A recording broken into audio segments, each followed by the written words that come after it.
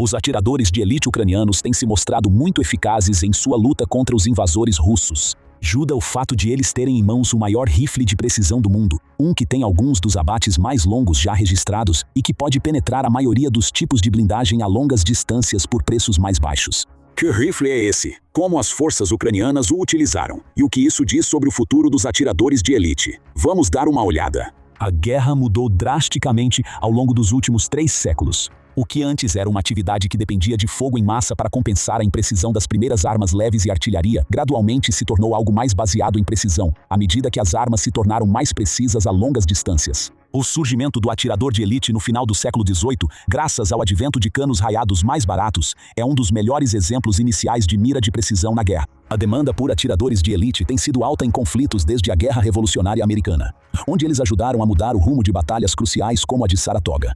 Em 1777, os atiradores de elite provaram sua eficácia no campo de batalha inicialmente contra inimigos individuais, especialmente oficiais, que eram fáceis de alvejar por causa dos uniformes ornamentados que usavam. O aumento do alcance e da precisão das armas de fogo forçou os oficiais a usarem roupas mais simples até o final do século XIX. Depois de provarem sua eficácia no papel antipessoal, os atiradores de elite começaram a usar armas de fogo ainda maiores, carregadas com munições especiais de metralhadora pesada, para alvejar veículos inimigos como caminhões de suprimentos ou até mesmo tanques. Embora a blindagem dos tanques tenha se tornado forte demais para que essas armas causassem danos durante a Segunda Guerra Mundial, os rifles antimaterial ainda são eficazes contra uma grande variedade de outros alvos. Graças ao surgimento desses rifles, o atirador de elite passou a ser uma ameaça não apenas para homens a pé, mas até mesmo para aqueles que estavam dentro de veículos como veículos blindados de transporte de pessoal. A eficácia do atirador de elite como multiplicador de força continuou a aumentar, embora os franco-atiradores ainda frequentemente carecessem de armas que pudessem atender a todas as suas necessidades. Os primeiros atiradores de elite costumavam ser caçadores que eram escolhidos para essas funções graças à sua experiência. Por isso, a maioria dos rifles de precisão, mesmo até a década de 1970, era adaptada de rifles de caça.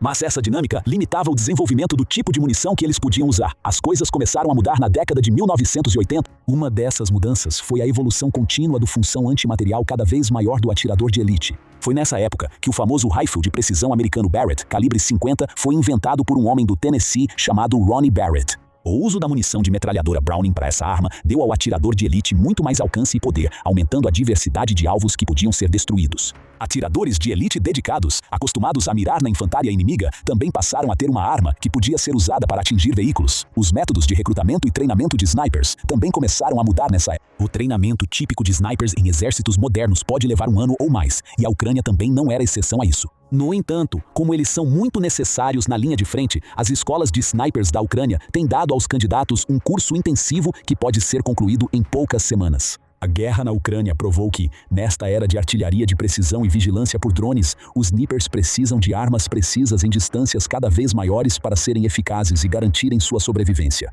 Felizmente para a Ucrânia, uma das armas que ela tem em seu arsenal é a Snipex Alligator, e ela é o rifle de precisão mais longo do mundo, com um comprimento de 1,98 m quando está totalmente montada. Especialistas descreveram essa arma como algo que faz até mesmo rifles antimaterial anteriores, como o M107 Barrett, parecerem arminhas de brinquedo em comparação. Quais são as especificações dessa arma? Vamos analisar em detalhes.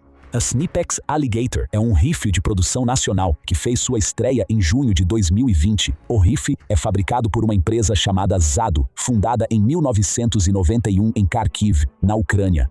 Desde então, a empresa expandiu internacionalmente, com sedes na Alemanha e na Holanda.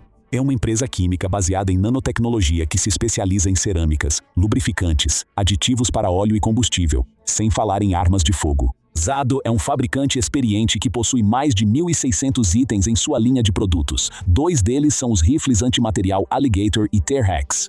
O Alligator possui um cano de 47 polegadas, que é mais do que o dobro do comprimento de um rifle de caça típico projetado para atingir alvos a longas distâncias. Até mesmo o cano do Barrett M107 é pequeno em comparação, com 27 polegadas. O rifle tem uma massa de 25 quilos, pesa 55 libras e tem câmara para o cartucho antimaterial de 14,5% e 14 milímetros. Esse cartucho, que tem uma massa entre 59 e 66 gramas e um peso de cerca de 2,2 onças, se originou na União Soviética durante a Segunda Guerra Mundial. Lá, ele era usado como munição para metralhadora pesada KPV e em fuzis antitanque como o PTRS-41 e o PTRD-41, armas que ainda têm sido usadas no conflito ucraniano atualmente. Desde a Segunda Guerra Mundial, esse cartucho tem sido usado internacionalmente em outros fuzis antimaterial, canhões antiaéreos e em metralhadoras montadas em veículos blindados de transporte de pessoal. Esse cartucho vem em várias versões diferentes, como traçantes, perfurantes incendiários e autoexplosivo incendiário. O alcance efetivo do Alligator é de 2 km, mas ele tem um alcance máximo de 7 km. Para torná-lo mais preciso, Zado o projetou como um rifle de ferrolho. Isso reduz o recuo da arma, que seria significativo para um cartucho desse tamanho se estivesse disparando em modo semiautomático. O receptor do Alligator é feito de aço e seus trilhos do ferrolho são cromados, o que reduz o acúmulo de sujeira e resíduos no cano devido aos disparos repetidos. O rifle vem com um carregador destacável que pode armazenar 5 munições. A velocidade de saída do projétil é de quase 1000 metros por segundo, quase Mach 3. Um atirador treinado pode disparar 12 tiros por minuto. O Alligator pode ser usado para atacar alvos dinâmicos, assim como alvos estáticos. O Alligator possui um design que compensa o grande recuo do seu cartucho de várias maneiras. Primeiro, seu peso considerável absorve grande parte da energia e mantém a arma estável, impedindo que o operador sinta todo o impacto. Segundo, ele vem com uma coronha com isolamento de recuo e um freio de boca de 4 ou 5 câmaras. Terceiro, a coronha do ombro é acolchoada para reduzir o desgaste do operador, embora especialistas acreditem que essa medida provavelmente seja ineficaz para reduzir o próprio recuo. O rifle possui um apoio de bochecha ajustável em altura que pode ser instalado tanto do lado direito quanto do lado esquerdo. Ele também vem com uma alça de transporte que pode ser trocada dependendo se o operador o carrega com um silenciador acoplado.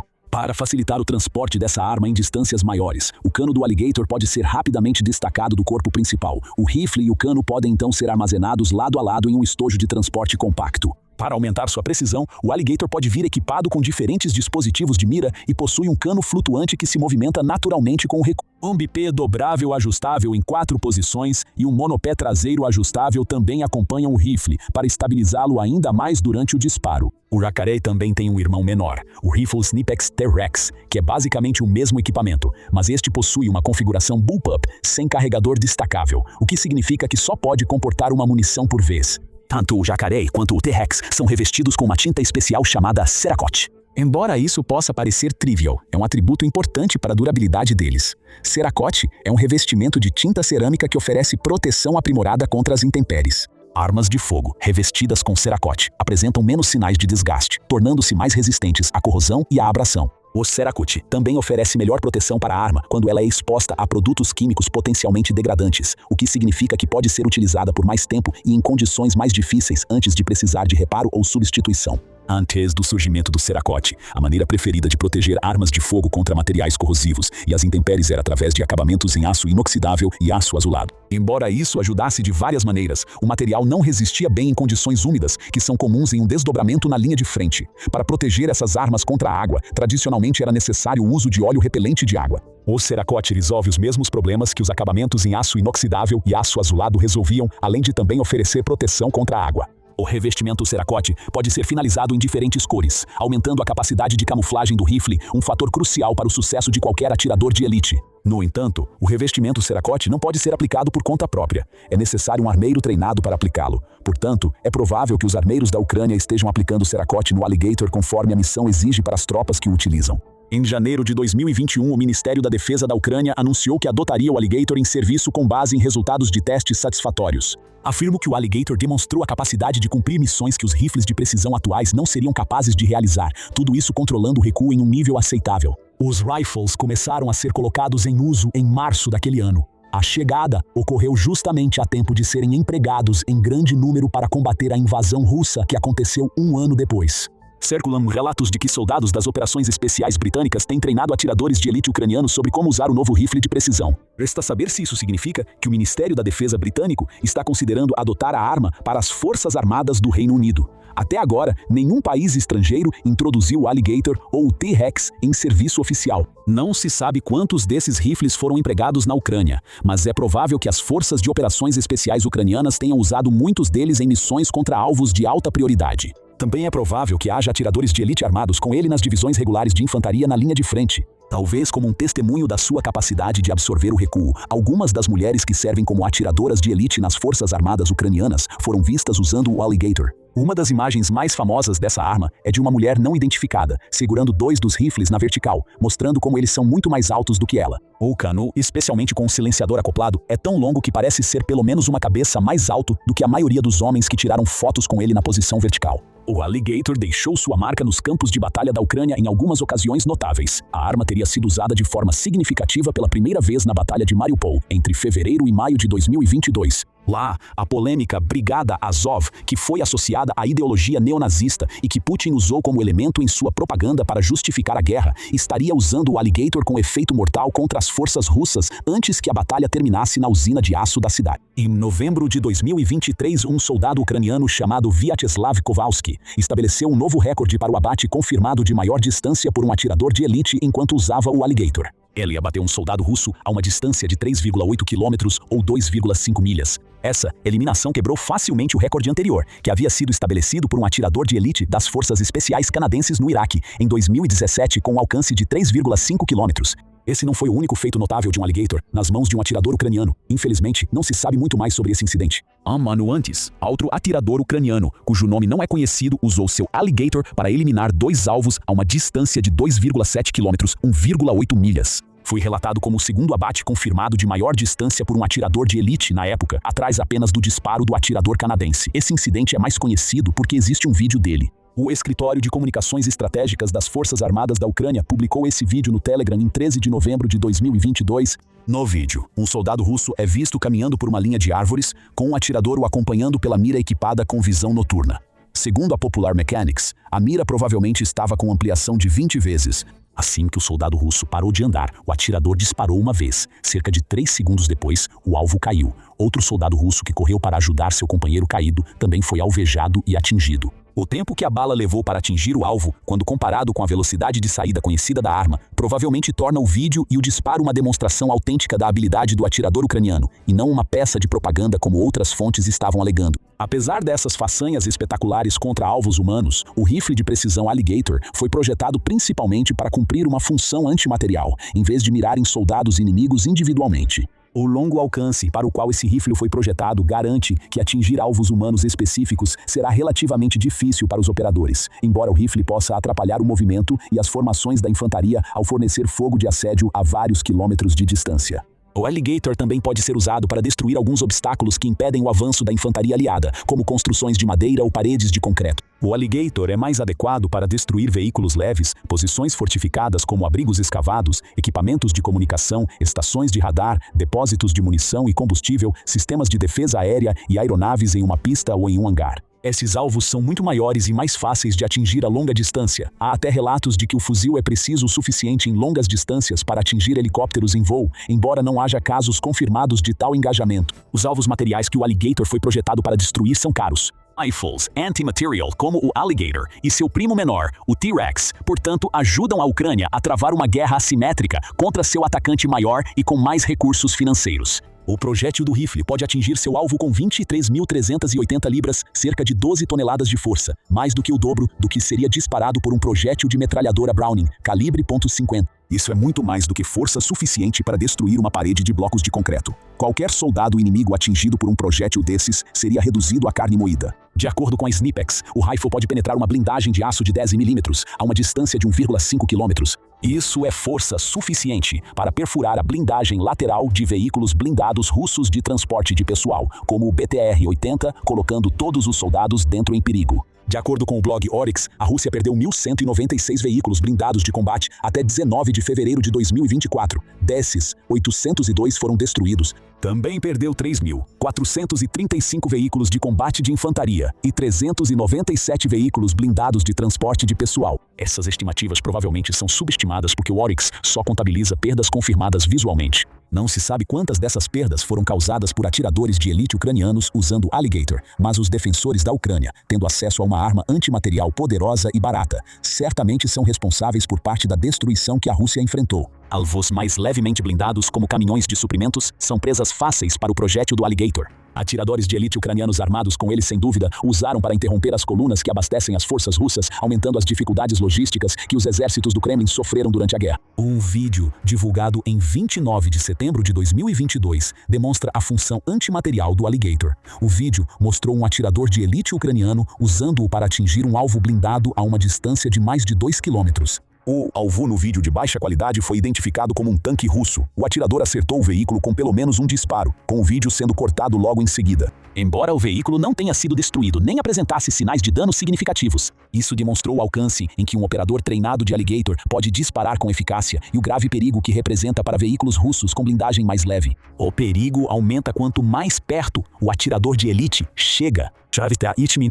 Alligator auto launcher head milinitas blink crashla Licknerbines a Mersk Clash de Pouchkin Desirayos Tenbigaliden Alterchalnetadin Purika Denlar. Escapar após um disparo enquanto carrega um equipamento tão longo e pesado não será fácil. Por esse motivo, a maioria das missões de atirador de elite com o Alligator acontecerá a distâncias maiores. Parte do motivo da importância da função antimaterial do Alligator é que ele é uma opção muito mais barata para destruir esses alvos do que outras armas portáteis anti-blindagem. Por exemplo, um míssil Javelin pode custar $80 mil cada. O lançador em si chega a custar centenas de milhares de dólares. Esses equipamentos também exigem uma cadeia de suprimentos sofisticada para serem fabricados e transportados, o que significa que sua quantidade será necessariamente limitada. Em contraste, o Alligator vai custar na casa dos milhares ou das dezenas de milhares. O preço exato do rifle não foi divulgado. Também existem milhões de munições de 14,5% e 10 milímetros disponíveis para uso, e é fácil fabricar mais delas localmente. A presença do Alligator permite que as forças ucranianas evitem usar mísseis Javelin ou NLAW caros em alvos de menor prioridade, economizando-os para serem usados como foram planejados, contra os tanques de batalha principais do inimigo.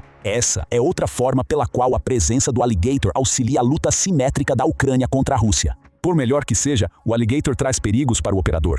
Já mencionamos que seu comprimento e peso podem dificultar a fuga, e isso não é a única coisa com a qual um atirador de elite usando-o precisa se preocupar. Embora possa ser equipado com um silenciador para reduzir seu perfil, o clarão do cano criado ao disparar um tiro é enorme. Um comentarista comparou o brilho desse clarão ao de uma granada de mão explodindo. Mesmo com um quebra-chamas, é fácil identificar o perfil, então o atirador de elite ficará vulnerável após disparar. É por isso que o rifle foi projetado para atingir alvos a distâncias tão longas. Essa distância é uma das únicas maneiras de garantir um bom nível de segurança para o atirador de elite que o utiliza. Embora seja notável que, em um vídeo de treinamento de 2021 divulgado pelo exército ucraniano, o clarão da arma era muito menor quando ela estava equipada com um silenciador. A chegada do Alligator e do T-Rex ao campo de batalha mostra que o papel do atirador de elite continua evoluindo. As distâncias estão ficando maiores, com o recorde de tiro mais longo já registrado mudando de mãos com mais frequência na última década. Atiradores de elite antimaterial também mostraram sua importância em conflitos modernos entre pares, ou quase pares. Mísseis de precisão, projéteis de artilharia e munições antitanque ou antiaéreas baseadas em foguetes se esgotam rapidamente nessas condições, com ambos os lados do conflito sofrendo com escassez. Os usuários, portanto, precisarão ser cuidadosos em como decidem usar sua munição de precisão sofisticada. A resposta a essa realidade tem sido voltar ao passado. De muitas outras formas, o antigo é o novo. Por exemplo, as forças ucranianas têm recorrido a canhões antiaéreos de estilo antigo para derrubar drones iranianos Shahed, porque usar mísseis sofisticados para isso é um uso antieconômico dos recursos. O Alligator demonstra o mesmo princípio contra alvos em terra. O atirador de elite sempre será um perigo para o pessoal inimigo, especialmente contra alvos de alto valor que não estão sendo cuidadosos. No entanto, é na função antimaterial que os atiradores de elite do final do século XXI podem encontrar seu uso mais eficaz. Será que os atiradores de elite do futuro, armados com armas como o Alligator, vão se mostrar uma ameaça a equipamentos inimigos cada vez mais caros a um custo menor? Quando as Forças Armadas da Ucrânia receberam pela primeira vez os veículos blindados de transporte de pessoal FV-103 Spartan em julho de 2022, não foi um acontecimento que chamou a atenção do mundo todo. Na verdade, a maioria dos analistas militares concordou que esses veículos provavelmente não teriam muito impacto no campo de batalha. Afinal, mesmo naquela época, eles estavam longe de ser veículos modernos de combate de infantaria, sendo que o próprio Reino Unido já havia aposentado esses veículos há mais de 15 anos. A Ucrânia se tornou o 7º país a usar o veículo, sendo a Letônia o único outro país europeu que ainda os possui. Comparados ao equipamento militar moderno russo, os Spartans parecem insignificantes e inadequados. E ainda assim, 3 anos e meio após o início da guerra, o número de Spartans no campo de batalha cresceu de 35 para quase 200, E desse total, apenas aproximadamente 35 foram perdidos de acordo com a empresa de monitoramento de inteligência de fonte aberta, Oryx. A taxa de sobrevivência de cerca de 82,5% está no mesmo nível de alguns dos sistemas ocidentais e ucranianos mais bem-sucedidos, querendo que esses veículos modestos são muito mais do que aparentam. Então, vamos examinar exatamente como a Ucrânia transformou veículos destinados aos ferros velhos do Reino Unido em monstros de linha de frente que podem enfrentar os tanques avançados da Rússia. Agora, vamos começar com as especificações reais, o que elas representam e por que fizeram os Spartans se tornarem quase obsoletos em primeiro lugar. O FV-103 Spartan foi desenvolvido na década de 1970 como parte da família CVRT do Reino Unido, de veículos de reconhecimento sobre esteiras. A filosofia de design era simples. Era um veículo rápido que pudesse transportar equipes especializadas, como equipes antiaéreas ou unidades de reconhecimento, pelo campo de batalha, acompanhando o ritmo dos tanques mais pesados. Para conseguir isso, os engenheiros britânicos se dedicaram totalmente a tentar reduzir ao máximo o peso de um transporte de infantaria tradicional. O casco foi construído com uma liga de alumínio soldada em vez de aço, chegando a no máximo 60 milímetros de espessura no arco frontal. Isso oferecia proteção contra projéteis de 14,5 milímetros a cerca de 200 metros e estilhaços, mas nada além disso. O impacto direto de qualquer arma antitanque moderna atravessaria facilmente. O motor Jaguar de 195 cavalos de potência do veículo podia levá-lo a 96 km por hora em uma estrada aberta e apenas quando carregava cargas mínimas. Por outro lado, a relação peso-potência permitia que ele subisse uma inclinação de 60 graus. O compartimento da equipe comportava apenas 4 soldados, sem contar os 3 tripulantes, e podia ser acessado por uma porta traseira ou escotilhas no teto. O armamento do veículo consistia em uma única metralhadora L-30 e 7A1 de 7,62 milímetros em uma cúpula do comandante. Isso era suficiente para autodefesa contra infantaria, mas, no final das contas, inútil contra alvos blindados, até mesmo outro Spartan. A combinação de blindagem fraca e de possuir apenas capacidades operacionais muito específicas acabou significando que o Spartan nunca foi realmente utilizado em combate real, servindo, em vez disso, como transporte auxiliar para as Forças Armadas do Reino Unido. Mesmo assim, as constantes melhorias no armamento dos veículos de combate de infantaria tradicionais fizeram com que o tanque rapidamente se aproximasse do ponto em que seria destruído por veículos auxiliares semelhantes. Isso levou o Reino Unido a substituir o Spartan pelos veículos de comando e ligação Panther, mais capazes. Os últimos Spartans em serviço britânico foram retirados em 2009. Para contextualizar, compare o Spartan com o equipamento soviético existente da Ucrânia e com as alternativas ocidentais. O BTR-3, ou EPC padrão produzido nacionalmente pela Ucrânia, pesa 16,4 toneladas e transporta de 3 a 6 soldados, enquanto está armado com um canhão automático de 30 milímetros, ou um 113 americano, que a Ucrânia também opera, pesa 14 toneladas e transporta 11 soldados. O M2 Bradley, que a Ucrânia queria desesperadamente, pesa 27 toneladas, transporta 6 soldados mais a tripulação e possui um canhão de 25 milímetros. Canhão automático mais TOW, ou seja, mísseis antitanque lançados por tubo, rastreados opticamente e guiados por fio, com miras térmicas sofisticadas. Comparado a esses parâmetros, o Spartan parece patético. Ao entanto, quando o Reino Unido prometeu enviar 35 Spartans em 2022 e depois aumentou essa promessa para mais de 120, a Ucrânia aceitou com gratidão. Quando a Fundação de Caridade Serhiy Prytula arrecadou 6,5 milhões de dólares em apenas 36 horas para comprar 60 Spartans adicionais de vendedores privados do Reino Unido, em novembro de 2022, os soldados ucranianos comemoraram quando o Congresso Mundial Ucraniano adquiriu mais 3 Spartans por meio da iniciativa Unidos pela Ucrânia. As unidades da linha de frente competiram por eles. A comemoração aconteceu porque as forças ucranianas perceberam algo que os analistas ocidentais não notaram. Em uma guerra dominada por drones, artilharia e observação constante, as aparentes fraquezas dos Spartans eram, na verdade, pontos fortes ocultos. As equipes ucranianas nem sequer tentaram usar o Spartan como um veículo de combate de infantaria na linha de frente. Isso teria sido suicídio. Em vez disso, eles o transformaram em um táxi blindado de alta velocidade, otimizado para missões de inserção e extração rápidas sob as condições mais perigosas. Um soldado ucraniano explicou o conceito operacional como: entrar sem ser notado, completar a tarefa sem ser notado, deixar a equipe de assalto sem ser notado, entrar e tirar nossos caras de lá. Isso era radicalmente diferente da doutrina de guerra mecanizada da OTAN, quando o veículo foi originalmente projetado, onde veículos de combate de infantaria avançam ao lado dos tanques, enquanto suprimem posições inimigas com canhões automáticos. Uma missão típica do Spartan em serviço ucraniano funciona assim. O veículo espera oculto em uma linha de árvores ou atrás de algum relevo, com o motor desligado para minimizar sua assinatura térmica e eletromagnética.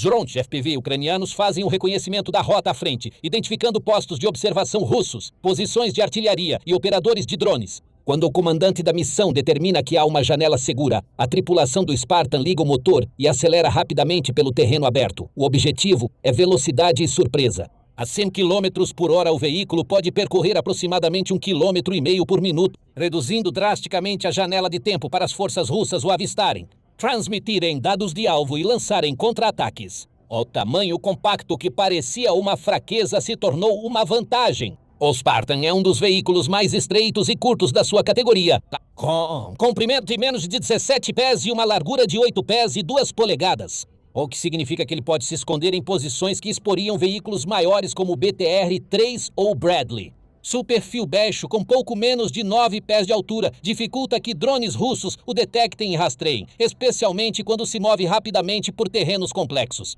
Quando as forças ucranianas precisaram evacuar soldados feridos de posições expostas perto de Bakhmut, os Spartans se mostraram indispensáveis. Devido à capacidade relativamente baixa do veículo, os ucranianos muitas vezes precisavam ser apertados nos compartimentos de transporte, dependendo da gravidade de seus ferimentos. Algumas missões de evacuação se tornaram lendárias entre as unidades ucranianas, acomodando mais de uma dúzia de soldados. Um membro da tripulação relatou que, no caminho de volta, não havia equipamentos dentro, então eles os encaixavam como no Tetris. Isso excede em muito a capacidade projetada dos Spartans, que era de 7 pessoas no total. Mas em evacuações de emergência, as equipes ucranianas priorizam salvar vidas, em vez de seguir as especificações. O peso leve do veículo também oferece uma vantagem crucial, que os analistas ocidentais subestimaram consistentemente: a pressão sobre o solo. Com apenas 10,6 toneladas distribuídas pela área de contato de suas lagartas com o solo, o Spartan exerce aproximadamente 0,4 kg por centímetro quadrado de pressão sobre o solo. Compare isso com um tanque de batalha principal como o T-72, que pesa 46 toneladas, criando aproximadamente 0,9 kg por centímetro quadrado. Ou o Leopard 2 com mais de 60 toneladas, gerando uma pressão ainda maior. Essa diferença é extremamente importante na notória terra preta do leste da Ucrânia, que se transforma em lama espessa durante o degelo da primavera e após chuvas fortes. Veículos mais pesados atolam, tornando-se alvos vulneráveis para artilharia e drones. A baixa pressão sobre o solo do Spartan permite que ele atravesse terrenos que imobilizariam blindados mais pesados, abrindo opções táticas que não existiam para unidades equipadas com BTR-3 ou Bradleys. Na verdade, alguns relatos sugerem que um soldado pulando do veículo poderia ficar preso na lama, onde o Spartan passou sem problemas. Ainda mais notável, o baixo peso pode oferecer alguma proteção contra minas antitanque. A maioria das minas antitanque ativadas por pressão são projetadas para disparar com pesos de 150 a 300 quilos, suficiente para garantir que detonem sob veículos sobre esteiras, mas não sejam desperdiçadas contra ameaças mais leves. O Spartan GAC em uma zona cinzenta, onde algumas minas podem não disparar de forma consistente, especialmente os modelos soviéticos mais antigos que Ucrânia e Rússia plantaram em grande escala. Embora isso não seja uma proteção garantida, pode criar margens de sobrevivência que simplesmente não existem para blindados mais pesados. Os substitutos do Spartan incluíram melhorias significativas na blindagem para torná-los menos vulneráveis em caso de detonação de uma mina, ou ao serem atingidos por tiros de calibre maior. Então não está claro o quão eficazes eles eram em desviar de minas. Mas a Ucrânia percebeu bem cedo que algumas especificações técnicas dos veículos simplesmente deixaram de importar no panorama geral da guerra. A invasão rapidamente se transformou em um impasse, onde nenhum dos lados conseguia avançar de forma significativa. Isso levou ao domínio absoluto dos sistemas não tripulados. Ambos os lados utilizam dezenas de milhares de drones por mês, desde simples quadricópteros comerciais, lançando granadas até sofisticados, drones de corrida FPV adaptados com ogivas antitanque, até munições vagantes de longo alcance, como o Lancet russo, e sistemas modificados ucranianos. A doutrina tradicional dos tanques assume que a blindagem pesada e os sistemas de proteção ativa garantiriam a sobrevivência, mas os drones atacam de cima, atingindo a blindagem mais fina no teto de qualquer veículo. Eles também atacam em enxames que sobrecarregam sistemas de proteção ativa como canhões automáticos, ou até mesmo proteções passivas como redes. E até mesmo enxames de drones podem custar ordens de grandeza menos do que os veículos que destroem. Nesse ambiente, a falta de blindagem pesada dos Spartans se tornou paradoxalmente uma vantagem. Como ele nunca foi projetado para sobreviver a armas antitanque pesadas, os engenheiros ucranianos ficaram livres para otimizá-lo totalmente para a defesa contra drones, sem se preocupar em manter um equilíbrio entre os tipos de proteção. Em um vídeo do final de julho de 2025, é possível ver claramente os Spartan ucranianos sendo equipados com uma rede antidrones semelhante à usada em tanques de batalha principais e outros VBCIs. E da mesma forma, a rede de fios metálicos é então coberta com lona de camuflagem ou material semelhante para permitir a tática de peso de linha mencionada anteriormente, antes mesmo de os veículos serem necessários para transporte. Alternativamente, alguns veículos foram adaptados para servir como equipamento de combate auxiliar em vez de transporte. Isso foi feito acoplando uma torre que comporta uma metralhadora pesada M2 Browning e um lançador automático de granadas no lugar do canhão automático original. Embora isso impedisse o veículo de receber as medidas antidrones, aumentou drasticamente seu potencial ofensivo. Mas as especificações técnicas puras por si só não explicam totalmente por que os Spartans tiveram tanto sucesso na Ucrânia, enquanto originalmente estavam destinados ao ferro velho. Na verdade, os veículos simplesmente foram superados por modelos mais novos quando serviam nas forças armadas de seus países de origem na OTAN. Mas as necessidades práticas da Ucrânia permitem uma espécie de reavaliação desses modelos antigos. Quando a Grã-Bretanha aposentou a frota Spartan, em 2009, ela o substituiu por veículos de comando e ligação Panther. Esses eram veículos sobre rodas 6x6, baseados no veículo italiano e veículo de múltiplas funções de porte médio. O Panther pesa 7 toneladas, transporta 6 pessoas e oferece proteção balística nível 2 da Stanag. Ele é mais rápido nas estradas, mais eficiente em termos de combustível, mais fácil de manter e significativamente mais confortável do que o Spartan com lagartas. Para as operações da OTAN no Iraque e no Afeganistão, isso fazia todo sentido. As forças da coalizão operavam com superioridade aérea esmagadora, a estar sofisticado, redes de inteligência, vigilância e reconhecimento, e cadeias logísticas que poderiam entregar peças em qualquer lugar dentro de 48 horas. Nesse ambiente, veículos sobre rodas com custos operacionais mais baixos e melhor desempenho em estradas eram ideais. Mas a Ucrânia não luta pela superioridade aérea. Ela opera em um conflito entre forças quase equivalentes, onde ambos os lados possuem ampla artilharia, enxames de drones e capacidades de guerra eletrônica. As estradas são fortemente vigiadas e frequentemente minadas ou atingidas por artilharia ou drones. Ao mesmo tempo, as cadeias de suprimento são disputadas e pouco confiáveis em ambos os lados devido à enorme quantidade de ataques de drones de longo alcance que acontecem diariamente ao longo dos 1.000 quilômetros de frente. Nesse ambiente, a mobilidade sobre lagartas do obsoleto Spartan, seu tamanho compacto e mecânica simples o tornaram mais valioso do que alternativas mais novas e sofisticadas. A suspensão sobre lagartas é mais estável ao atravessar terrenos irregulares, e a capacidade do veículo de subir colinas íngremes o torna praticamente inestimável.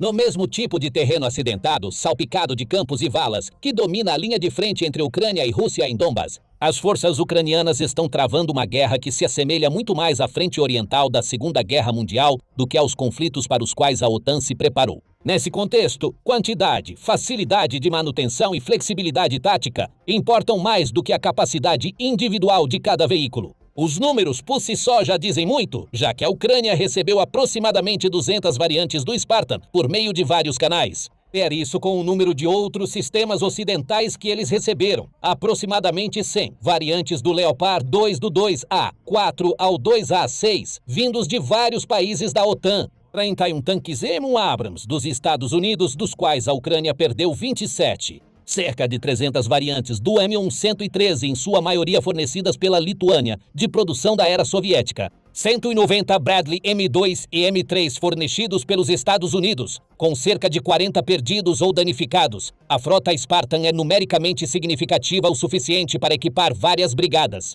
As forças ucranianas formaram o 251º Batalhão de Defesa Territorial, a 127ª Brigada de Defesa Territorial e elementos da 67ª Brigada Mecanizada em torno das operações com Spartan. Essas unidades desenvolveram táticas especializadas que aproveitam a mobilidade do veículo e suas capacidades voltadas para o transporte. Mas é aqui que a história toma um rumo fascinante. Se a Ucrânia consegue esses resultados com veículos de 50 anos que a Grã-Bretanha considerava inúteis, o que ela poderia alcançar com o equipamento que a OTAN realmente considera moderno? Os veículos Panther da Grã-Bretanha, que substituíram o Spartan, não foram oferecidos à Ucrânia. Também não foram oferecidos os veículos de combate de infantaria Warrior sobre esteiras, que a Grã-Bretanha aposentou recentemente, embora eles tenham sido mencionados em possíveis pacotes de ajuda futura. Os veículos de reconhecimento Ajax, muito mais avançados, que estão entrando em serviço na Grã-Bretanha agora, nem sequer estão sendo discutidos. Parte do motivo pelo qual a Grã-Bretanha está se limitando a fornecer equipamentos de mais ou menos a mesma época dos veículos de origem ucraniana é a gestão de riscos políticos. Os países da OTAN querem evitar fornecer sistemas tão avançados porque sua perda ou captura comprometeria tecnologia confidencial. Outro motivo é a complexidade do treinamento. Veículos modernos exigem um treinamento sofisticado das equipes, que leva meses. Por fim, há infraestrutura de manutenção, já que veículos mais novos precisam de instalações e peças especializadas, que a Ucrânia não possui e não pode ter. Claro, há outra possibilidade em que a Rússia declara que algumas das transferências de doações podem desequilibrar demais a balança a favor da Ucrânia e supostamente ameaçar a Rússia como um todo. Em resposta, a Rússia poderia escalar a guerra usando armas táticas, incluindo armas nucleares contra a Ucrânia para acelerar o andamento da guerra, por assim dizer. Essa tática de intimidação não é nova, já que Putin já havia tentado bloquear as transferências de mísseis de longo alcance, tanques e aeronaves, e não há como saber onde ele pode traçar a próxima linha vermelha imaginária. Mas o sucesso do Spartan sugere que esses cálculos podem ser excessivamente cautelosos. As forças ucranianas provaram ser notavelmente capazes de adaptar equipamentos ocidentais, improvisando soluções para desafios de manutenção e desenvolvendo táticas que maximizam os pontos fortes das plataformas enquanto minimizam as fraquezas. Considere o que isso significa para o equilíbrio militar mais amplo entre a Rússia e a OTAN. A Rússia perdeu mais de 23 mil peças de equipamento militar desde o início da invasão, de acordo com as confirmações visuais documentadas pelo Oryx. Isso inclui aproximadamente 13.500 veículos blindados destruídos, que foram retirados de estoques acumulados ao longo de décadas. A capacidade de produção atual da Rússia é de aproximadamente 250 tanques T-90M e entre 70 e 100 veículos de combate de infantaria BMP-3 por ano, ou o que está muito aquém das necessidades de reposição. O país foi forçado a retirar equipamentos cada vez mais antigos dos estoques, desde a década de 1960, e até mesmo relatos de T-34s da Segunda Guerra Mundial aparecendo em trens a caminho da Ucrânia. A capacidade industrial militar combinada da OTAN supera a da Rússia em ordens de grandeza. De acordo com analistas militares poloneses, os Estados Unidos produziram mais de 8.800 tanques M1 Abrams de 1979 a 1993, com milhares em armazenamento e cerca de 135 novos sendo produzidos a cada ano até hoje. A Alemanha fabricou mais de 3.000 tanques Leopard 2, a Grã-Bretanha produziu quase 500 tanques Challenger e a França construiu mais de 400 tanques Leclerc. E esses são tanques de batalha principais modernos, com blindagem composta, canhões de alma lisa de 120 mm, sistemas avançados de controle de tiro e sofisticados sistemas de proteção ativa. Se aos países da OTAN decidissem transferir apenas 10% de suas frotas de tanques fora de serviço ativo para a Ucrânia, isso representaria mais de 1.000 tanques de batalha principais modernos entrando no conflito. Os Spartans seriam praticamente inúteis em comparação. O mesmo raciocínio se aplica a veículos de combate de infantaria, sistemas de artilharia, plataformas de defesa aérea e aeronaves de combate.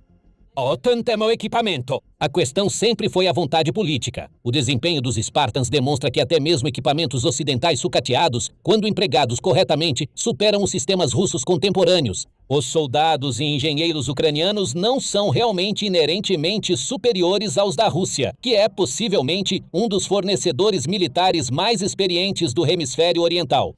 Mas o desenvolvimento militar ocidental nos últimos 50 anos, mesmo em veículos considerados obsoletos, produziu capacidades que o atual complexo industrial militar russo não consegue igualar. Além do emprego tático e das implicações estratégicas, o sucesso do Spartan se baseia em escolhas de engenharia específicas que as modificações ucranianas aprimoraram.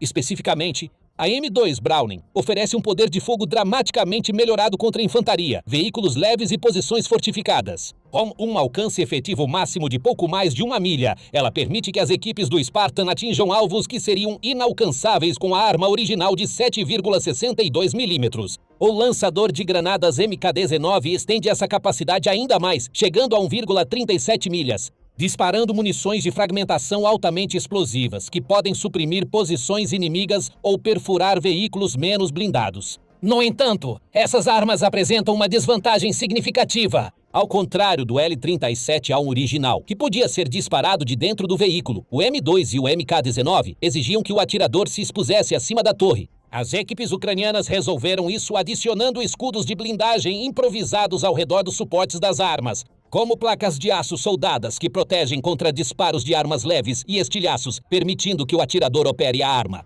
Os veículos também recebem sistemas modernos de comunicação. Alguns Spartans agora estão equipados com rádios Harris, permitindo integração com as redes de comando ucranianas e coordenação com operadores de drones. Isso resolve uma das principais limitações dos veículos originais, mas os sistemas de rádio da década de 1970 são simplesmente incompatíveis com as comunicações criptografadas modernas. As melhorias no controle de tiro se mostraram igualmente valiosas. Embora o Spartan não tenha sido projetado como um caça-tanques, as forças ucranianas reconheceram seu potencial como uma plataforma de apoio de fogo. Alguns veículos receberam telêmetros a laser e miras ópticas aprimoradas, melhorando drasticamente a precisão em distâncias maiores. Um dos membros da tripulação comentou que as rodas são emborrachadas, e esse é um dos seus benefícios. É silencioso, não há barulho de metal batendo, e as esteiras também têm sapatas de borracha, o que ajuda a reduzir o ruído. Essa operação silenciosa, combinada com a redução da assinatura térmica através do gerenciamento do motor, torna o Spartan surpreendentemente furtivo, apesar de não possuir sistemas sofisticados de contravigilância.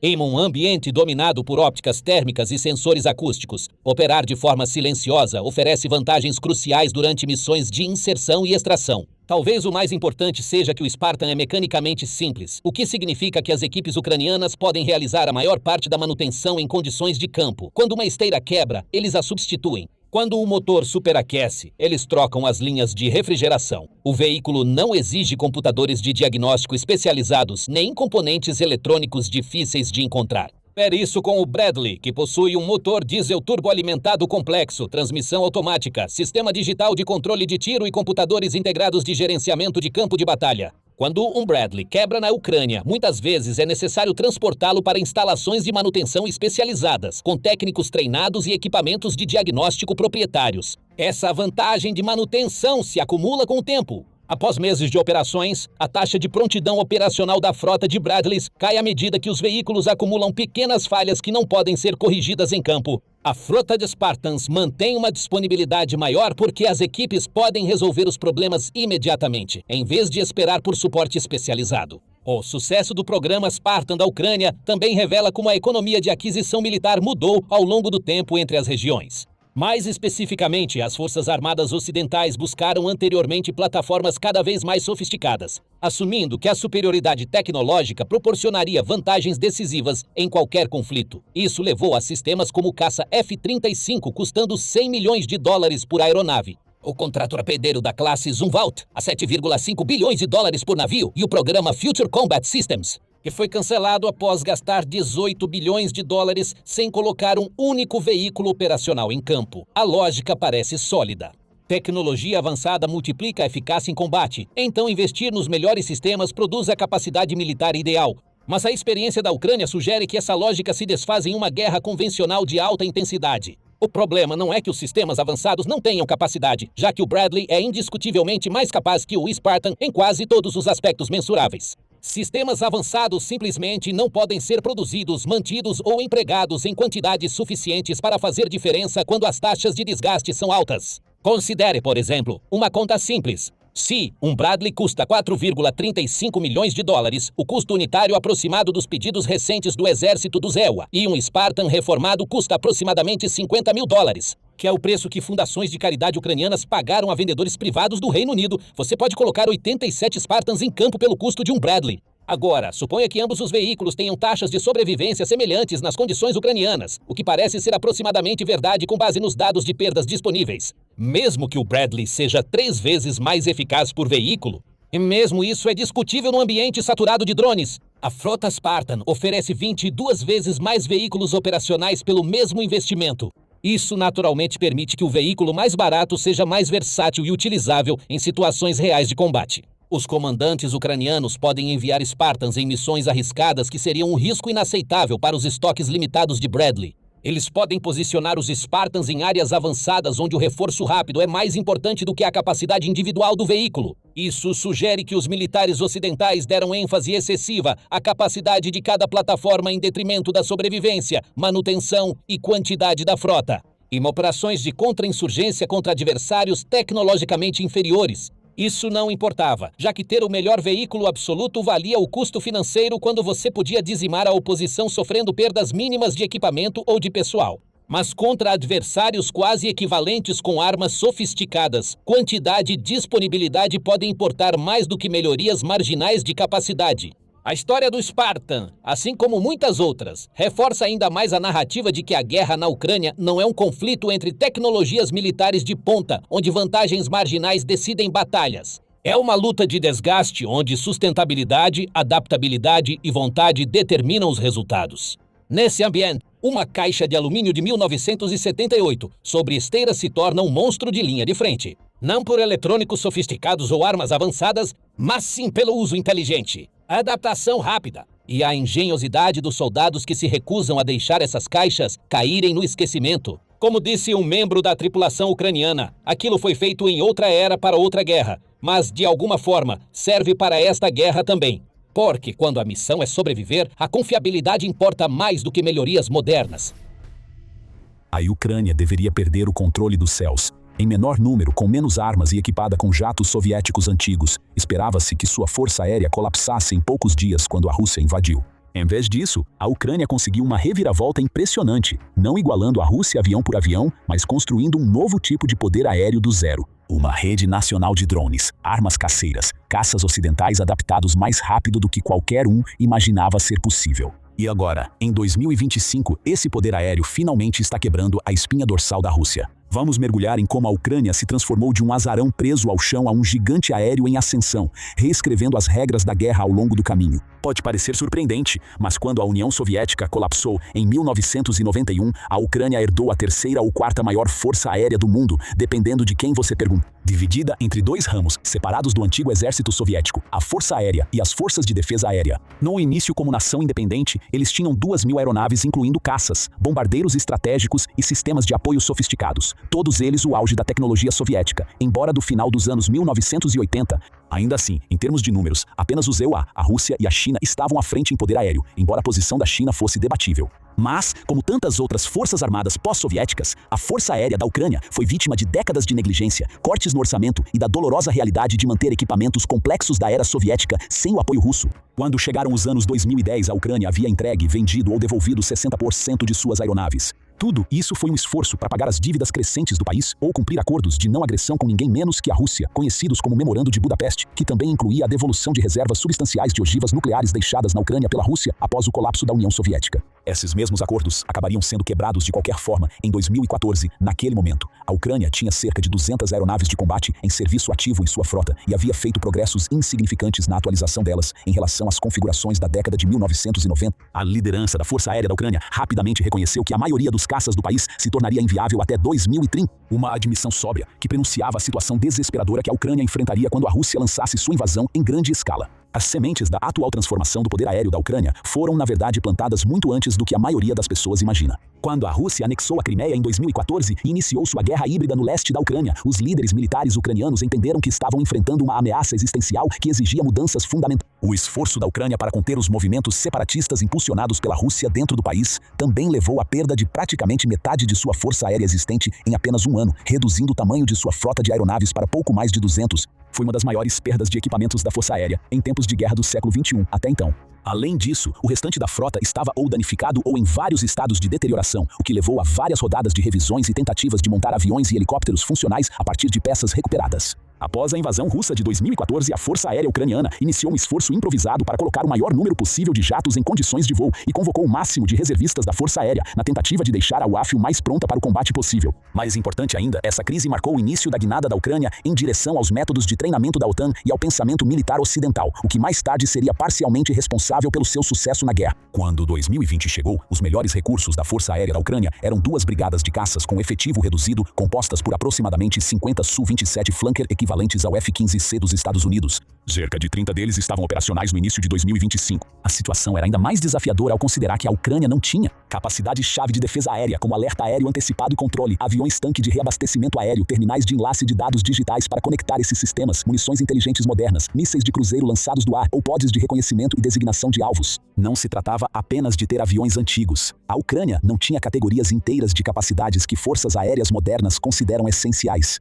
A razão para a falta de modernização é um tema complexo que exige mergulhar na geopolítica e economia do período pré-guerra, mas pode ser resumida de forma sucinta como decorrente de algumas fontes principais. Primeiro, a frota existente do país ainda era totalmente composta por tecnologia da era soviética e de origem soviética, que não era fabricada internamente na Ucrânia, e a Rússia se recusou a vender mais caças para um país que planejava invadir. Em segundo lugar, a Ucrânia teve um histórico diplomático e econômico péssimo. Ao longo dos anos 2000, governos sucessivos alternavam entre posturas pró- e anti-europeias. Tudo isso enquanto apresentava algumas das maiores taxas de corrupção do mundo. A falta de financiamento leva diretamente ao terceiro motivo, já que o orçamento militar da Ucrânia antes da guerra era muito menor do que se poderia esperar, considerando seu tamanho e contexto histórico, como estimativas de que o orçamento total do Ministério da Defesa girava em torno de 1 bilhão e 720 milhões de dólares. Naquela época, a Ucrânia não conseguia nem comprar caças modernos, já que apenas alguns deles fariam o país extrapolar seu orçamento, mesmo tendo vendido caças da era soviética anteriormente. Em quarto lugar, o conflito contínuo entre a Rússia e a Ucrânia fez com que os países da OTAN, que eram os únicos produtores de caças ocidentais, ficassem receosos de vender aeronaves modernas para a Ucrânia após 2014, por medo de provocar a Rússia, já que a Europa era fortemente dependente das exportações de gás russo na época, entre outras coisas. Ironicamente, o Atlantic Council publicou um relatório em 2021 sugerindo que manter a força aérea da Ucrânia fraca, sem atualizações, era um dos principais motivos pelos quais o país estava no radar da Rússia para agressões contínuas. Então, a Ucrânia estava em uma espécie de dilema. Conseguir atualizações poderia dissuadir a Rússia de atacar, mas a Ucrânia era pobre demais para comprar essas atualizações, e assinar acordos de aquisição militar com a OTAN para isso, o que levaria anos para ser finalizado, poderia provocar um ataque da Rússia. Tudo isso acabou se tornando irrelevante em fevereiro de 2022, já que a Rússia atacou de qualquer forma, mas é aí que a história toma um rumo inesperado. A força aérea da Ucrânia se viu em desvantagem, superada em número e poder de fogo por cerca de 9-1 em termos de aeronaves operacionais. A Rússia também passou os 20 anos anteriores aprimorando os projetos soviéticos, resultando em aeronaves que estavam uma geração inteira à frente em termos de eletrônica, sistemas de navegação e desempenho, pelo menos no papel. Por causa disso, esperava-se que o plano de guerra russo alcançasse a superioridade aérea em poucos dias. Em vez disso, a Ucrânia basicamente ignorou completamente o caminho tradicional para o poder aéreo. Em vez de tentar igualar a Rússia avião por avião, a Ucrânia concentrou-se em controlar o céu sobre seu próprio espaço aéreo por meio de uma tecnologia emergente: drones. A transformação começou com desespero e criatividade em igual medida. Quando a guerra na Ucrânia começou, a Ucrânia usou drones doados e também dependia fortemente da importação de tecnologia, pagando por ela com doações da OTAN. Avançando vários anos após o início da guerra, o país está a caminho de produzir 4,5 milhões de drones este ano. Pense nesse número por um momento. 4 milhões de drones em um ano significa que a Ucrânia estará fabricando mais de 10.000 drones todos os dias. A Ucrânia criou uma rede distribuída com mais de 500 fornecedores que vão desde grandes empresas até oficinas literalmente em garagens. Tudo isso sob a pressão de bombardeios diários e ameaças crescentes da Rússia. Essas não são as tradicionais empresas do setor de defesa que operam em instalações bilionárias. São empreendedores, engenheiros e voluntários montando linhas de produção em porões, prédios abandonados e fábricas improvisadas. Um dos primeiros impulsos para a Força Aérea, que estava em baixa, foram os drones FPV, ou drones de visão em primeira pessoa, pois funcionavam como unidades de controle aéreo de curto alcance que proporcionavam uma superioridade aérea limitada mais próxima do solo. Eles foram importados para a Ucrânia já em junho de 2022 pela unidade militar voluntária Signum. Depois disso, os drones praticamente se tornaram marcas registradas da engenhosidade ucraniana. A cada mês que passava, os drones kamikaze FPV se tornavam mais eficazes ou ganhavam uma função adicional que complementava ou até mesmo substituía as forças aéreas tradicionais e a infantaria mecanizada. A Rússia também passou a utilizar drones semelhantes, levando a uma disputa constante para lançar a próxima grande melhoria no campo dos drones FPV, a fim de superar as contramedidas, melhorar a confiabilidade ou aumentar o poder de destruição. A pressão contínua impulsionou a indústria de drones do país, levando pequenos fornecedores a tentarem superar uns aos outros ou a unirem forças para oferecer um produto melhor para as forças emergentes da Ucrânia. Isso levou a um enorme aumento na produção. No início de 2024, a Ucrânia produzia cerca de 20 mil drones FPV por mês. No final desse mesmo ano, eles já estavam produzindo 200 mil por mês. Isso representa um aumento de 10 vezes na capacidade de produção em menos de 12 meses, um crescimento sem precedentes nos tempos modernos. O impacto tático dessa revolução dos drones tem sido simplesmente devastador para as forças russas. Os drones FPV ucranianos normalmente custam cerca de $2.000, mas são totalmente capazes de destruir tanques russos que valem milhões de dólares. Mas as implicações estratégicas da abordagem da Ucrânia de priorizar drones vão muito além de vitórias individuais contra alvos pequenos como tanques ou infantaria, já que os drones de curto alcance foram apenas uma solução temporária. Drones de longo alcance, como o turco Bayraktar TB2, que foi saudado como salvador da Ucrânia nos primeiros meses da guerra, acabariam reduzindo a dependência da Ucrânia de uma força aérea tradicional no final das contas. Para comprovar isso, só precisamos olhar para uma estatística notável. No início de 2025, os drones eram responsáveis por 60 a 70% dos danos e destruição causados ao equipamento russo. O poder aéreo improvisado da Ucrânia era, na verdade, mais eficaz em degradar as capacidades militares russas do que as forças tradicionais.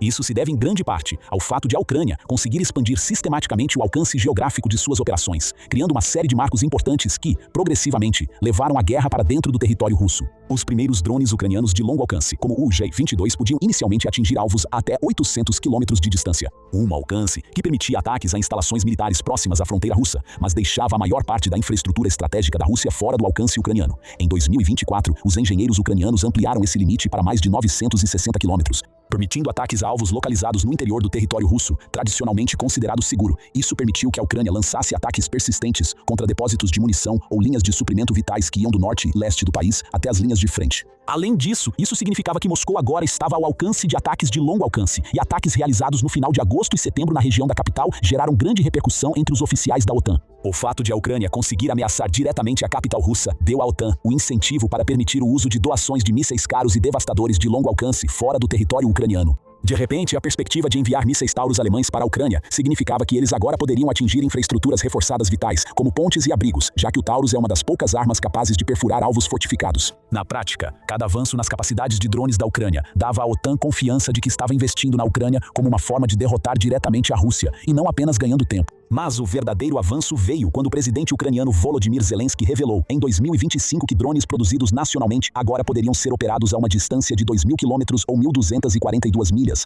cobrindo essencialmente todo o território russo, onde existem instalações estratégicas, já que além dessa distância só existem as áreas selvagens e as florestas da Sibéria. A agora famosa Operação Teia de Aranha exigiu que os serviços de inteligência da Ucrânia planejassem por 18 meses para atingir bases de bombardeiros estratégicos russos, com as bases estando a até 3.000 milhas de distância e armazenando 40 bombardeiros estratégicos russos. Essa foi uma tarefa monumental. Os drones eram tecnicamente drones de curto alcance, mas foram contrabandeados por caminhões, usando a internet para lançá-los, e depois contando com IA e orientação inercial para guiá-los pelos últimos quilômetros até o alvo, significou que toda a operação foi realizada completamente fora do radar da Rússia. A Operação Teia de Aranha foi rapidamente considerada um dos pontos de virada da guerra, já que a Rússia perdeu uma parte significativa de seus sistemas de entrega de armas nucleares, de uma só vez, para um país que não tinha. Mísseis balísticos intercontinentais, que antes eram considerados a única maneira real de atingir instalações militares distantes sem detecção ou represália. A campanha de drones de longo alcance da Ucrânia também revelou outro aspecto da guerra econômica, que está ligado ao sucesso de pequenas unidades móveis em comparação ao uso de uma frota de aeronaves. A campanha de ataques de drones da Ucrânia no início de 2025 focou na infraestrutura energética russa e eliminou cerca de 1/10 da capacidade de refino de petróleo da Rússia. Isso significou que a Ucrânia conseguiu, de forma sistemática, atingir as bases econômicas da máquina de guerra russa. A variedade de alvos sugere uma campanha ucraniana bem planejada para desmontar metodicamente a infraestrutura energética da Rússia, com drones ucranianos atingindo pelo menos 8 refinárias russas, além de inúmeros depósitos de petróleo, estações de bombeamento e portos usados para exportação de petróleo e gás. Os números de produção de todos os drones contam uma história ainda mais extraordinária quando vistos em contexto.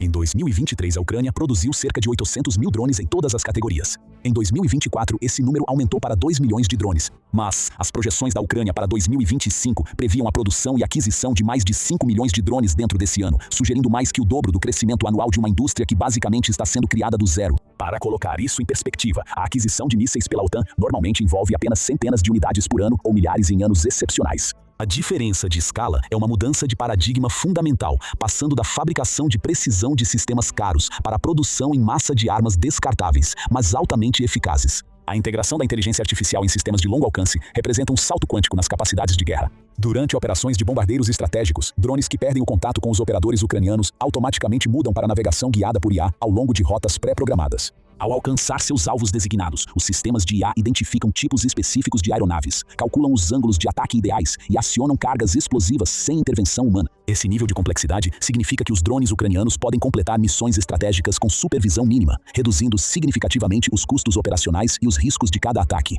Os indicadores de impacto estratégico fornecem evidências convincentes do sucesso da Ucrânia em redefinir a guerra de longo alcance. A Rússia lançou mais de 19 mil mísseis e mais de 14.700 drones kamikaze contra alvos ucranianos de setembro de 2022 até dezembro de 2024, representando um enorme gasto de recursos com efeito estratégico limitado. É um contraste. O número significativamente menor de drones de ataque de longo alcance da Ucrânia teve um impacto desproporcional ao atingir infraestruturas de alto valor, sistemas de armas estratégicas e pontos econômicos críticos. A destruição de um terço da frota de bombardeiros estratégicos da Rússia em um único ataque foi apenas a cereja do bolo, pois confirmou que a Ucrânia havia desenvolvido armamentos que a Rússia não conseguia combater de forma confiável. A Ucrânia basicamente resolveu sua desvantagem numérica ao criar uma categoria totalmente nova de guerra aérea. Uma que priorizava quantidade, adaptabilidade e custo-benefício em vez de métricas tradicionais como velocidade e capacidade de carga. No entanto, isso não significava que a Ucrânia não aceitaria sistemas aéreos convencionais. Afinal, drones não têm a mesma presença que uma frota de caças que desce e bombardeia uma base militar ou dizima infantaria mecanizada.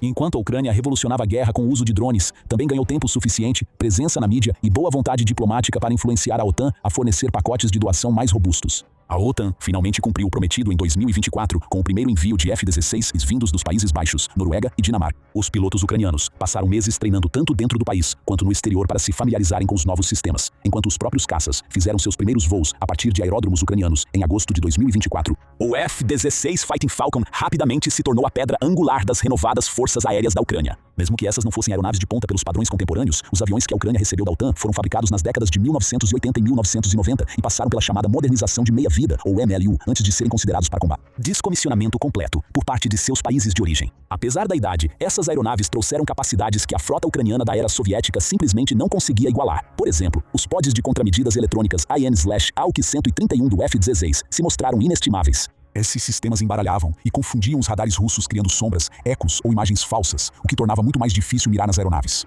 A eficácia desses F-16 superou até mesmo as projeções mais otimistas. Entre o 13 de dezembro de 2024, um jovem piloto ucraniano de F-16 realizou o que ninguém havia feito antes, abatendo 6 mísseis de cruzeiro russos em uma única missão. 4 foram destruídos usando mísseis ar-ar, enquanto de forma impressionante, o piloto eliminou outros 2 mísseis usando apenas o canhão de 6 canos M611 da aeronave. Essa conquista foi especialmente significativa porque a Rússia havia lançado um ataque aéreo maciço, empregando quase 200 drones juntamente com 93 mísseis de cruzeiro e armas hipersônicas Kinzhal. A contribuição da França com caças Mirage 2000 acrescentou mais uma camada à rede de defesa aérea da Ucrânia. Os Mirage 2000 foram empregados junto com os F-16 em março de 2025 para combater um ataque maciço russo envolvendo 70 mísseis e aproximadamente 200 drones de longo alcance. Zelensky elogiou especificamente os pilotos dos Mirage, que conseguiram interceptar vários mísseis de cruzeiro durante esse confronto. O valor estratégico de operar simultaneamente tanto os F-16 quanto os Mirage 2000 ficou evidente quando analistas militares perceberam que, ao empregar 2 modelos diferentes de aeronaves com eletrônicos distintos, a Ucrânia poderia aproveitar diferentes sistemas de guerra eletrônica operando em frequências variadas. A Rússia seria forçada a desenvolver contramedidas em um ritmo muito mais rápido, o que reduziria sua eficácia e permitiria que a OTAN respondesse prontamente atualizando os sistemas. A integração das aeronaves suecas Saab 340 AWC 890 de alerta aéreo antecipado representou a peça final do quebra-cabeça da defesa aérea da Ucrânia. Equipado com um radar avançado de varredura eletrônica montado no topo da fuselagem da aeronave comercial, o Saab poderia rastrear múltiplos alvos aéreos e marítimos a distâncias de até 250 milhas. Essa capacidade resolveu uma das vulnerabilidades mais críticas da Ucrânia, o alerta antecipado contra ataques russos com bombas planadoras, que se tornaram cada vez mais frequentes e devastadores. O que torna tão notável a integração dessas aeronaves ocidentais pela Ucrânia é como o país conseguiu extrair o máximo de eficácia de plataformas que essencialmente já são antigas. Sim, os F-16 podem oferecer capacidades aprimoradas em comparação com a frota ucraniana da era soviética, mas eles precisariam ser substituídos em talvez 4 a 6 anos, com base nas horas de voo acumuladas. Enquanto isso, as vendas militares ao exterior de F-16 para a Bulgária e a Eslováquia colocam o custo desses caças antigos, dos quais a Ucrânia tinha cerca de 90, em torno de 200 milhões de dólares por aeronave, representando um grande investimento único. Ainda assim, os pilotos ucranianos alcançaram taxas de sucesso que superam em muito o que as forças da OTAN esperavam. Essa transformação forçou os estrategistas da OTAN a encarar uma realidade desconfortável sobre a guerra contemporânea. Métricas tradicionais de poder militar dependiam do número de tanques, da sofisticação dos sistemas de armas individuais e do tamanho dos orçamentos de defesa. A Rússia sempre ocupou o segundo lugar nos rankings globais de poder militar, logo atrás dos EUA, e ainda assim, quando chegou a hora da verdade e a Rússia realmente iniciou uma guerra, ela falou em capturar rapidamente um país que, segundo todos os relatos, era apenas uma sombra do que foi na época soviética. O sucesso da Ucrânia sugere que conflitos futuros serão vencidos por forças capazes de se adaptar rapidamente, inovar e ampliar a produção de sistemas menores e mais numerosos, em vez de depender de sistemas caros, plataformas complexas que levam anos para serem desenvolvidas e implantadas. As implicações dessa mudança são profundas e se estendem a alguns dos sistemas militares mais elogiados do mundo. Os sistemas avançados da OTAN, como as baterias de mísseis Patriot e os sistemas de foguetes HIMARS de alta precisão, embora impressionantes individualmente, têm tido dificuldades para igualar a relação custo-benefício da abordagem baseada em drones da Ucrânia. Afinal, o Patriot foi projetado para lançar um míssil interceptador de vários milhões de dólares contra uma arma balística de vários bilhões de dólares, não para derrubar drones baratos e abundantes ou bombas planadoras do céu. Da mesma forma, os mísseis HIMARS dependem da quantidade que a OTAN consegue produzir além do necessário para manter seu próprio estoque interno, já que é assim que as doações são estruturadas, pois a Ucrânia não os produz. Mesmo assim, os sistemas de lançamento de drones são baratíssimos em comparação com os lançadores HIMARS e podem ser movidos e removidos quando e onde for necessário. Provavelmente há menos de 50 sistemas HIMARS na Ucrânia, o que os torna uma gota no oceano se comparados à quantidade de drones sendo lançados diariamente por ambos os lados do conflito. Talvez o mais revelador seja como outras grandes potências responderam às inovações da Ucrânia. Os Estados Unidos iniciaram o programa Replicator, que supostamente tinha como objetivo combater as capacidades de drones e da Força Aérea da China. No entanto, o verdadeiro motivo de sua existência está justamente no nome: replicar o sucesso da Ucrânia na fabricação distribuída de sistemas de drones de baixo custo e alta eficiência. A OTAN estabeleceu um centro conjunto de análise, treinamento e educação OTAN-Ucrânia na Polônia, convidando desenvolvedores ucranianos para aprimorar os conceitos militares envelhecidos da Europa. Enquanto isso, o Exército de Libertação Popular, um nome sofisticado para as Forças Armadas da China, reestruturou completamente sua força de apoio estratégico em 3 ramos que desenvolveriam as mesmas operações de guerra eletrônica com drones que a Ucrânia aperfeiçoou. Países que passaram décadas aperfeiçoando sistemas de armas caros e sofisticados agora estão tentando aprender com a Ucrânia, que entrou na guerra diante de previsões de que cairia em 3 dias. E essa tendência não mostra sinais de desaceleração, já que cada nova reportagem traz mais uma maneira inovadora que a Ucrânia encontrou para utilizar suas capacidades aéreas limitadas. No fim das contas, a Ucrânia continua defendendo a doação de mais caças e aeronaves para o país. Zelensky voltou a dizer em 2024 que mais de 120 F-16S seriam um bom começo para preencher as lacunas do país nos sistemas de defesa aérea. O número combinado de F-16S e Mirage 2000S que eles haviam adquirido até meados de 2025 mal ultrapassava 100, e isso foi antes da Rússia começar a usar em massa bombas planadoras que exigem tanto caças quanto defesas antiaéreas tradicionais para uma proteção completa. Os países europeus parecem mais unidos do que nunca para se comprometer com essa assistência, o que dá esperança de que a Ucrânia force a Rússia a se aproximar de negociações de paz ou arrisque perder ainda mais homens e equipamentos. A Crimeia foi por tanto tempo considerada a joia da coroa da campanha de agressão de Vladimir Putin contra a Ucrânia. É o único território ucraniano que ele conseguiu tomar por meio de anexação ilegal.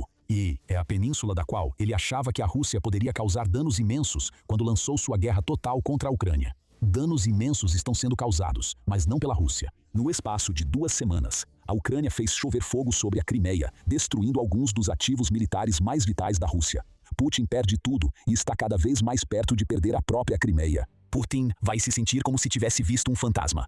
A realidade é que ele não viu absolutamente nada até que esse fantasma atacou. Em 5 de dezembro, o Kyiv Post informou que a unidade fantasma da Ucrânia atingiu impressionantes 8 alvos russos na Crimeia ocupada durante uma ofensiva de 2 semanas. Isso demonstrou, repetidas vezes, que as defesas aéreas russas na Crimeia não conseguem fazer nada para impedir os drones da Ucrânia. Entre os objetos destruídos durante o ataque contínuo estavam uma aeronave, vários sistemas de radar e infraestrutura logística que a Rússia usa para transportar tropas e equipamentos pela península da Crimeia. A notícia dos ataques vem da inteligência militar da Ucrânia, ou AURI, que usou o Telegram para explicar exatamente o que os fantasmas conseguiram realizar. Os mestres da Unidade Especial GUR do Ministério da Defesa da Ucrânia, os fantasmas, continuam a desmilitarização metódica na península temporariamente ocupada, declarou o comunicado do UR.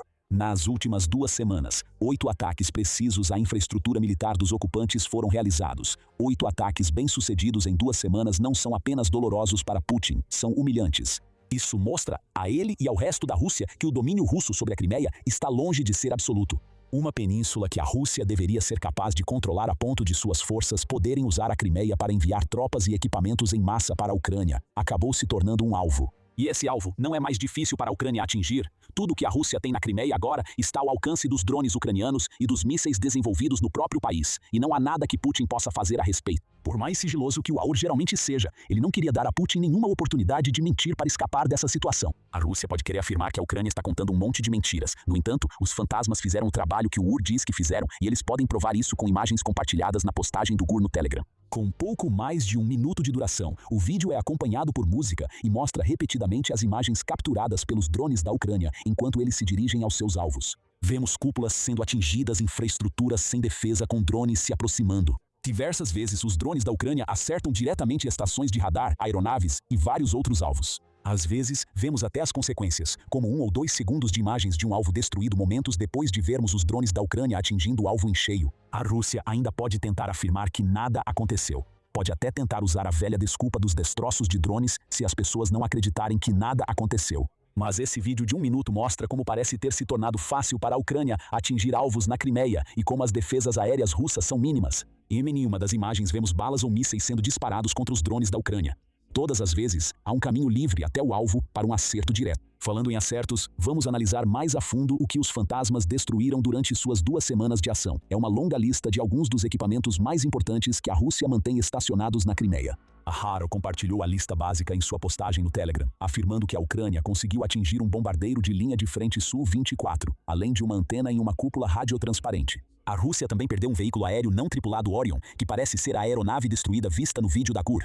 Uma estação de radar 39N6 Casta 2E2 e 2 estações de radar 48 YA6K1 Podlit também foram vítimas dos drones da Ucrânia. E para completar, a Ucrânia ainda conseguiu destruir um trem de carga que a Rússia poderia usar para transportar qualquer coisa, desde equipamentos, pessoas, combustível ou suprimentos pela península da Crimeia. Cada um desses é um alvo militar legítimo e todos acabam de ser destruídos pelos drones da Ucrânia. Alguns desses alvos são um pouco mais importantes do que os outros, especialmente quando se trata de como a destruição deles pode impactar a guerra e a situação no próprio território ucraniano. Em seu relatório sobre a conquista dos fantasmas, o RBC Ukraine destacou 3 dos ativos que a Rússia perdeu. O bombardeiro Su-24 pode ser o mais importante, pelo menos em termos das tentativas da Ucrânia de reduzir a pressão aérea que a Rússia exerce sobre suas cidades e soldados. Uma aeronave da era soviética, o Su-24, é usada para realizar ataques aéreos contra alvos terrestres e navais, daí sua designação como bombardeiro.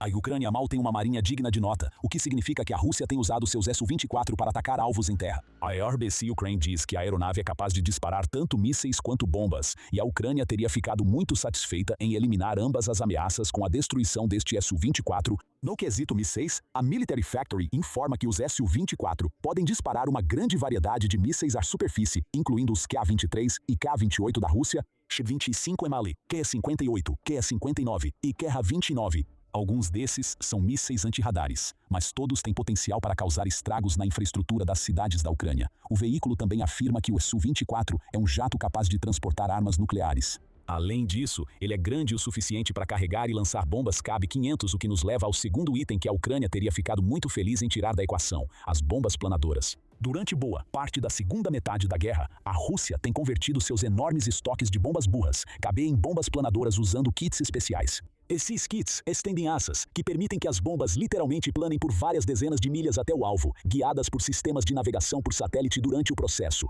A Rússia tem usado essas bombas em grande quantidade. Entre os dias 5 e 12 de outubro somente, a Rússia lançou 1.400 desse tipo de bomba contra a Ucrânia, além de 3.000 drones e 92 mísseis, segundo o jornal The Guardian. A Forbes acrescenta que a Rússia colocou as bombas planadoras em produção em massa em uma escala nunca vista antes, e que agora planeja fabricar 120.000 dessas armas devastadoras por ano. Cerca de 500 dessas serão variantes de longo alcance, capazes de atingir alvos a até 200 quilômetros de distância, o que seria perfeito para um caça baseado na Crimeia lançar contra a Ucrânia enquanto sobrevoa o Mar Negro. Derrubar um único Su-24 não vai parar esses ataques aéreos, é claro. Mas toda pequena vitória ajuda a Ucrânia, especialmente em um território como a Crimeia, onde a Rússia terá dificuldades para substituir rapidamente qualquer recurso que perder. O único Su-24 abatido. Hoje pode significar que algumas dezenas de ataques de longo alcance sejam evitados até que a Rússia consiga substituir esse caça perdido. Isso se ela conseguir substituir. Ataques como esses servem para aliviar a pressão o máximo possível, já que a estratégia da Ucrânia de morte por 1000 cortes continua dificultando o ataque russo.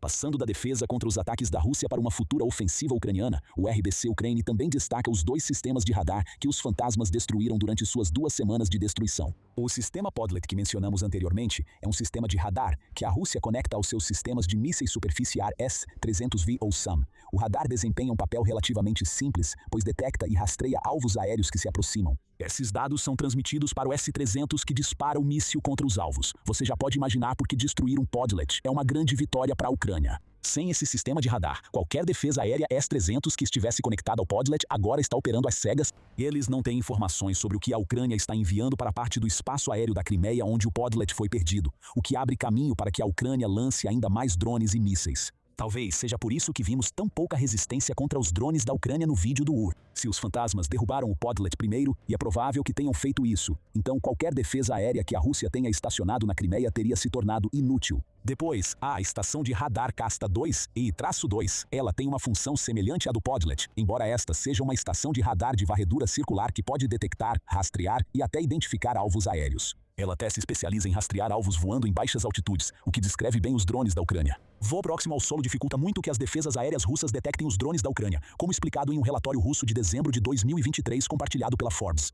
O relatório abordou o sistema de defesa aérea Tor da Rússia, incluindo a observação de que a experiência prática de disparos experimentais contra pequenos alvos com o Tor indica baixa eficiência na destruição deles. As principais razões para isso são a imperfeição do sistema de controle de detonação da ogiva do míssil antiaéreo, assim como grandes erros no rastreamento de alvos e na orientação do míssil contra vantes de pequeno porte. Equipamentos como o Castor 2E2 são projetados para superar essas fraquezas da defesa aérea contra drones. De fato, a RBC Ukraine afirma que essa estação de radar pode detectar drones, mísseis de cruzeiro e até aeronaves capazes de se camuflar no terreno. O Castor 2E2 é extremamente importante para a Rússia, principalmente porque os dados que o sistema coleta podem ser transmitidos tanto para os sistemas de defesa aérea em terra quanto para a Força Aérea Russa. Isso torna o radar útil tanto para o ataque quanto para a defesa, o que, por sua vez, faz dele um alvo de maior valor do que o Podlet que mencionamos anteriormente. Quando a Ucrânia destruiu um Podlet, provavelmente deixou pelo menos um S-300 cego. A destruição de um Castor 2E2 pode ter arrancado completamente os olhos de várias defesas aéreas e plataformas de ataque aéreo da Rússia. O que vemos aqui tem 2 aspectos. Primeiro, a Ucrânia lançou, mais uma vez, uma série de ataques bem-sucedidos à Crimeia, o que enfraquece ainda mais o controle de Putin sobre a península. Vamos explorar esse assunto com mais profundidade mais adiante no vídeo. Em segundo lugar, os fantasmas da Ucrânia também mostraram à Rússia que podem atacar a qualquer momento, e parece que não há nada que a Rússia possa fazer a respeito. Afinal, as 2 semanas de ataques na Crimeia, realizados pelos fantasmas, estão longe de ser a primeira vez que essa unidade de elite do ar atingiu a Rússia com força. Houve muitas outras ocasiões. Em agosto, a RBC Ukraine informou que o AGUR conseguiu destruir um sistema de radar 91N6E na Crimeia.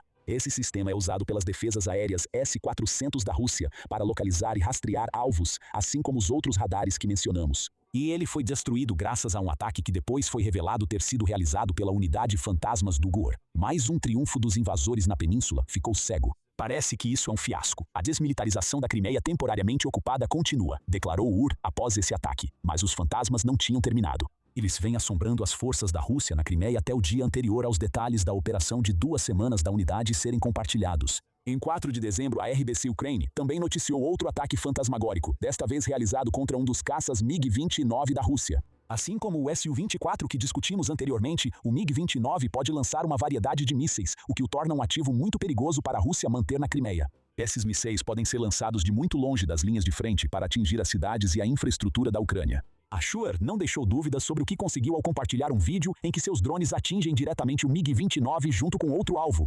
Esse ataque nem sequer foi incluído na lista de alvos que os fantasmas destruíram em sua ofensiva de 2 semanas. Parece que a Rússia tem um problema espectral na Crimeia, tanto no nome quanto na aparente incapacidade da Rússia de ver ou atingir qualquer uma das armas que os fantasmas lançam. Os fantasmas, junto com o restante do GUR e as muitas outras unidades ucranianas que atacaram a Crimeia nos últimos anos, estão engajados no que o Kyiv Post chama de desmilitarização sistemática da península da Crimeia. Ativos aéreos, logísticos, energéticos e outros recursos militares estão todos na lista de alvos na Crimeia, o que nos leva de volta à primeira coisa que mencionamos ter visto na Crimeia há pouco. Putin está perdendo o controle sobre a Crimeia. Do ponto de vista ucraniano, é exatamente isso que o país e seu presidente, Volodymyr Zelensky, vem tentando fazer desde que a Ucrânia adquiriu a capacidade de realizar ataques de longo alcance na Crimeia. A península tem sido uma prioridade para a Ucrânia desde que a Rússia a anexou em 2014, e como relata a BBC, a Ucrânia nunca vai desistir dela. Parte do motivo para isso é legal. A Constituição da Ucrânia afirma que o presidente ucraniano não tem permissão para ceder qualquer parte do território soberano do país. Zelensky destacou isso em 2025 afirmando: "Não há nada para discutir aqui. Isso é contra a nossa Constituição." Quando o presidente do ZIUA, Donald Trump, começou a sugerir a ideia de a Ucrânia ceder a Crimeia para a Rússia como parte de um acordo de paz. Claro, constituições podem ser alteradas. Isso já aconteceu muitas vezes antes. Mas a Ucrânia não está disposta, e muitos argumentariam que não deveria estar, a entregar a Crimeia para a Rússia. De certa forma, operações como as recentemente realizadas pela Unidade Fantasma do UR servem como um lembrete para Putin de que a Ucrânia não desistiu da Crimeia. Na verdade, não só a Ucrânia não desistiu da península anexada, como também tem trabalhado incansavelmente para tornar a Crimeia o mais estrategicamente irrelevante possível no contexto mais amplo da guerra total na Ucrânia. A Ucrânia não pode invadir a Crimeia por terra para retomar o território. O Conselho Atlântico apontou isso em junho de 2023, observando que seria militarmente insensato para a Ucrânia tentar uma campanha terrestre, mesmo quando sua contraofensiva estava em andamento na época. As forças terrestres da Ucrânia seriam dizimadas em uma ofensiva desse tipo, já que a ponte terrestre que conecta o território principal da Ucrânia é tão estreita que permitiria à Rússia destruir as forças ucranianas em avanço, usando drones, artilharia, ataques aéreos e uma série de outras armas. Em vez disso, o Conselho Atlântico argumentou em 2023 que a Ucrânia é inteligente o suficiente para perceber que o verdadeiro valor estratégico da Crimeia para a Rússia é o porto mais importante da península, Sebastopol. A Ucrânia tem a capacidade de tornar o valor estratégico da Crimeia irrelevante e fazer com que a frota russa do Mar Negro pague um preço alto toda vez que tentar sair do porto de Sebastopol, disse o Conselho, sugerindo que a Ucrânia poderia usar uma combinação de minas navais e mísseis Netuno para prejudicar a frota do Mar Negro. A Ucrânia certamente prejudicou essa frota, mas acrescentou os drones à equação. Quase 2 anos e meio depois, a Ucrânia alcançou seu objetivo de tornar Sebastopol praticamente inútil para a Rússia. Em julho de 2025, a RBC Ukraine informou que grupos partidários operando dentro da Crimeia conseguiram tirar fotografias demonstrando que um porto que deveria dar à Rússia uma grande vantagem na Ucrânia estava praticamente vazio de navios de guerra. Tudo isso importa no contexto do que a Unidade Fantasma da Ucrânia acabou de realizar, porque significa que a Ucrânia praticamente tirou a Crimeia da luta do ponto de vista estratégico. Ela continuará monitorando os portos da península, é claro, e fará com que a Rússia se arrependa rapidamente de qualquer tentativa de trazer seus navios de guerra de volta para Sebastopol. Com esse porto agora praticamente inútil, a Ucrânia pode concentrar mais seus esforços na próxima etapa de retomar a Crimeia, destruindo as defesas aéreas e os meios aéreos da Rússia. Foi isso que 2 semanas de ataques das unidades fantasmas conseguiram, e é o que a Ucrânia vem fazendo há meses na Crimeia. A cada estação de radar destruída, um novo corredor aéreo se abre para os drones ucranianos. Cada caça destruído é uma aeronave que não pode mais lançar mísseis e bombas no continente. Pouco a pouco, a Ucrânia está desgastando o poder militar de Putin dentro da Crimeia, enfraquecendo o controle do líder russo nesse processo. E está fazendo tudo isso sem precisar sacrificar soldados ucranianos em um ataque terrestre. Não haverá uma contra-invasão à Crimeia. Zelensky disse isso ele mesmo ao responder aos comentários de Trump de que a Ucrânia não tem as armas necessárias para retomar a Crimeia à força. Em abril, o presidente da Ucrânia disse: "É verdade o que o presidente Trump diz. Eu concordo com ele que atualmente não temos armas suficientes. Armas especificamente, não pessoas, porque nosso povo é mais importante. É a coisa mais importante. Mas não é verdade dizer que não temos um exército. Se esse for o caso, então isso significa que a campanha da Ucrânia pela Crimeia é em vão, de jeito nenhum." Como Zelensky destacou, o objetivo da Ucrânia é enfraquecer o controle de Putin sobre a Crimeia, ao mesmo tempo em que ressalta ao Ocidente que é preciso mais pressão diplomática e econômica para afrouxar esse controle. Esse é o aspecto subestimado do controle da Rússia sobre a Crimeia. Esse controle exige recursos, tanto em termos de pessoas quanto de dinheiro. A Rússia transferiu até 800 mil russos adicionais para a Crimeia desde 2014, segundo o Kievan Independent. Mesmo antes do início da guerra na Ucrânia, veículos como a Fundação Jamestown já apontavam que a Rússia estava direcionando bilhões de dólares para a Crimeia para sustentar o orçamento da península. Só em 2021, a Rússia estava prestes a gastar $1,5 bilhão na Crimeia, representando 68% do orçamento da região, apenas para manter a península financeiramente estável. São tudo equipamento militar que foi estacionado e destruído na Crimeia, e você tem um custo enorme para Moscou. Esse é o objetivo do que os fantasmas fizeram. Cada dólar extra que a Rússia precisa gastar na Crimeia para reforçar a península com novas armas e defesas aéreas é dinheiro que Putin não pode gastar em armas para o território continental ucraniano. E Putin não pode simplesmente deixar de enviar mais armas para a Crimeia. Os 1.600.000 russos que vivem lá atualmente se sentiriam abandonados e podem decidir que viver em uma zona de guerra cada vez mais ativa não é mais para eles. Se esses russos forem embora, Putin terá ainda menos controle sobre a Crimeia. Então, a Ucrânia está colocando Putin em uma situação sem saída. Ou ele gasta mais com a Crimeia, ou corre o risco de perder o fluxo de pessoas que usa como vantagem para reforçar sua reivindicação sobre a península. De qualquer forma, a Ucrânia sai ganhando, o controle de Putin enfraquece. Quanto aos fantasmas, imaginamos que não vai demorar muito até ouvirmos rumores de que eles voltarão a assombrar a Crimeia novamente, em breve. E não é só na Crimeia que o controle e a influência de Putin estão enfraquecendo. O presidente da Rússia está se sobrecarregando demais, especialmente na Moldávia. Agora ele está perdendo a Transnistria, já que seus soldados isolados naquela região não conseguem impedir as reformas ocidentais na Moldávia. A guerra na Ucrânia está entrando em seu 4º ano e ambos os lados estão fazendo de tudo. Cada centímetro de território se tornou um campo de batalha enquanto Ucrânia e Rússia buscam domínio tático, estratégico e tecnológico. Mas vamos dar um passo atrás.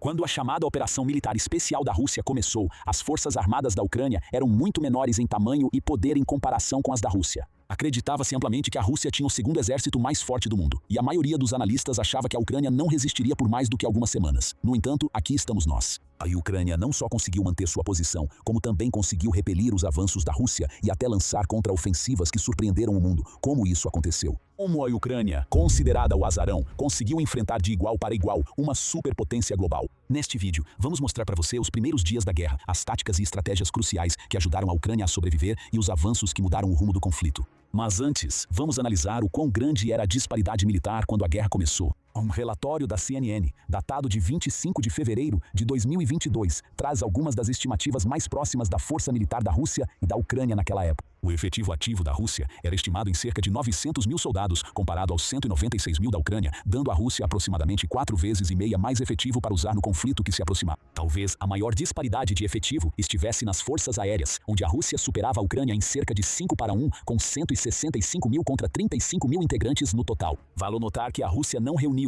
e nem poderia reunir, todas as suas forças para entrar na Ucrânia no início da invasão. Em vez disso, o relatório sugeriu que entre 160 e 200 mil soldados dos 300 mil das forças terrestres do país foram usados para a invasão. Do outro lado do conflito, a Ucrânia colocou cerca de 120 mil soldados de infantaria em campo. Basicamente, embora a Ucrânia estivesse em grande desvantagem no início da guerra, a Rússia, na verdade, não usou todo o seu potencial, como frequentemente se sugeria que faria. Parte disso se deve à logística e à história. Simplificando, uma parte das forças armadas da Rússia é composta por conscritos obrigatórios, ou seja, soldados recrutados em intervalos regulares para servir por períodos mais curtos do que os soldados contratados. Por força desse precedente, os conscritos não podem ser enviados para fora do território russo, algo que surgiu como consequência da antiga guerra soviética no Afeganistão nos anos 1980, quando as baixas soviéticas chegaram a cerca de 670 mil em DC. Anos depois que a guerra terminou, a população russa pressionou o governo para evitar futuros envios ao exterior, o que parece ter se consolidado. Até mesmo Putin parece respeitar esse precedente, apesar do histórico lamentável do país no conflito em andamento. Mas talvez o principal motivo pelo qual a Rússia não trouxe toda a sua infantaria para a Ucrânia esteja mais alinhado com táticas e planos anteriores.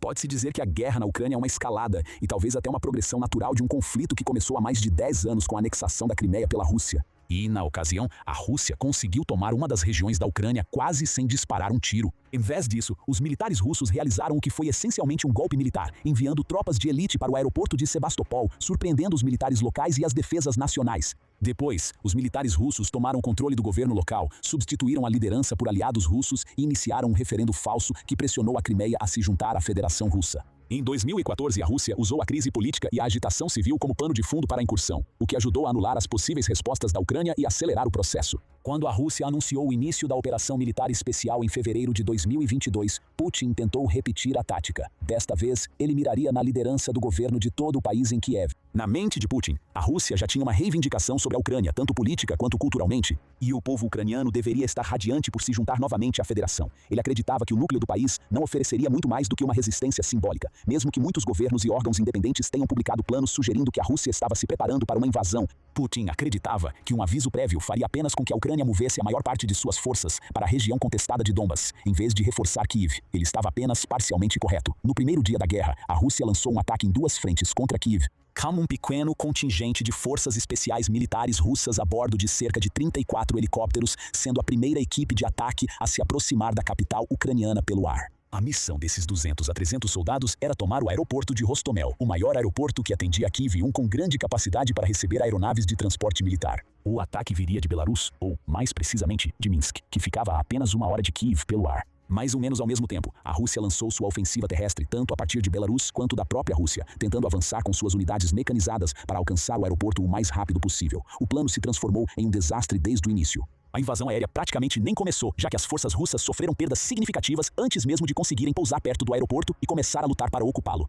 As tropas ucranianas barricaram a pista, impedindo que qualquer aeronave a utilizasse durante a invasão inicial. As defesas antiaéreas modestas do aeroporto conseguiram derrubar pelo menos 4 aeronaves antes que os ucranianos fossem sobrepujados e forçados a se render ou recuar. Apesar disso, os ucranianos conseguiram atrasar a ocupação russa do aeroporto por algumas horas, o que foi tempo suficiente para transportar algumas de suas próprias forças mecanizadas da região ao redor. As forças russas que deveriam chegar por terra sofreram grandes atrasos. Putin se preparou para essa contingência, supostamente enviando entre 1.000 e 5.000 soldados por transporte aéreo. No entanto, o exército ucraniano bombardeou a pista novamente, tornando-a completamente inutilizável e forçando os reforços planejados a recuarem. Com o aeroporto ocupado que eles não podiam usar e tropas em terra que encontraram muito mais resistência do que o esperado, as tropas russas não conseguiram se adaptar à nova situação, o que nos leva à disparidade de equipamentos entre a Rússia e a Ucrânia e como esta última conseguiu contorná-la. Talvez a vantagem mais notável que a Rússia tinha sobre a Ucrânia no início da guerra fosse seu impressionante arsenal de veículos. A Rússia tinha cerca de 15.900 veículos blindados de combate em comparação com os 3.300 da Ucrânia, aproximadamente 10 vezes mais aeronaves militares e cerca de 17 vezes mais helicópteros.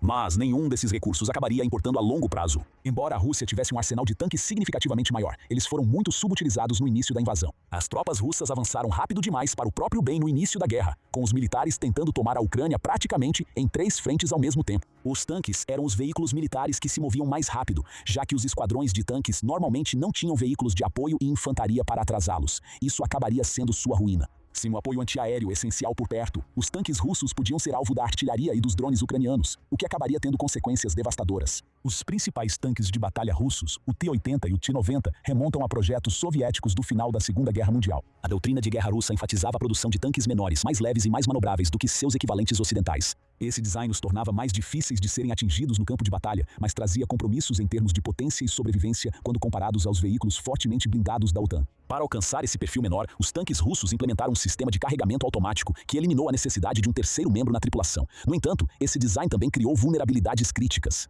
O carregador automático armazenava a munição em um anel ao redor da torre, que possuía áreas com blindagem mínima. Para piorar essa questão, o tamanho menor do tanque fazia com que munição extra fosse frequentemente armazenada de forma desorganizada pelo casco e pela torre, fora dos compartimentos fortemente blindados. Essa falta de compartimentalização tornava os tanques russos particularmente suscetíveis a explosões catastróficas. Projéteis perfurantes, ou minas antitanque, atingindo de cima ou de baixo, podiam incendiar a munição de reserva, desencadeando uma reação em cadeia conhecida como efeito Jack in the Box. Essa falha persistiu nos projetos de tanques soviéticos e russos, incluindo os T-90M. O T-90M tenta resolver esse problema com recursos de segurança modernizados, como armazenar a maior parte da munição de reserva na parte traseira da torre com painéis de alívio, semelhante aos tanques ocidentais. No entanto, se essas mudanças realmente conseguem corrigir as falhas de projeto, ainda é um tema de debate. Embora tenha sido frustrada pelo fato de que a invasão aérea inicial de Kiev contrariou o plano, a Rússia ainda mantinha uma grande vantagem numérica perto da capital ucraniana. No entanto, as forças armadas russas vêm cometendo uma série de erros logísticos e táticos desde o início da invasão. Primeiro, houve a fracassada invasão aérea de Rostomel. Praticamente não havia motivo para acreditar que uma estratégia tão ousada realmente traria resultados positivos. Putin já havia usado a mesma manobra para ocupar a Crimeia, então repetir isso em uma escala maior contra o mesmo país menos de uma década depois parecia totalmente fora do padrão para um governante supostamente calculista que também serviu na KGB. Na mesma linha, as forças armadas ucranianas já fizeram parte da própria União Soviética. O golpe de decapitação que foi realizado na Crimeia e tentado em Kiev fazia parte do manual militar soviético mais amplo, já que já havia sido empregado 2 vezes antes, em Praga e Cabul. Os oficiais ucranianos foram ensinados a pensar como os soviéticos, então, supostamente, eles sabiam sobre essa tática de uma maneira ou de outra. Além disso, as forças armadas ucranianas começaram a receber treinamento vital das forças da OTAN após 2014, tornando-as muito mais preparados para lutar contra um inimigo que pudesse exercer algum grau de superioridade aérea, como a Rússia. Em segundo lugar, após a tentativa inicial de invasão ter sido rechaçada, a Rússia parecia despreparada para a escala da guerra em que se envolveu, apesar de ser a agressora. Os comboios militares praticamente atravessaram território desocupado para chegar à linha de frente,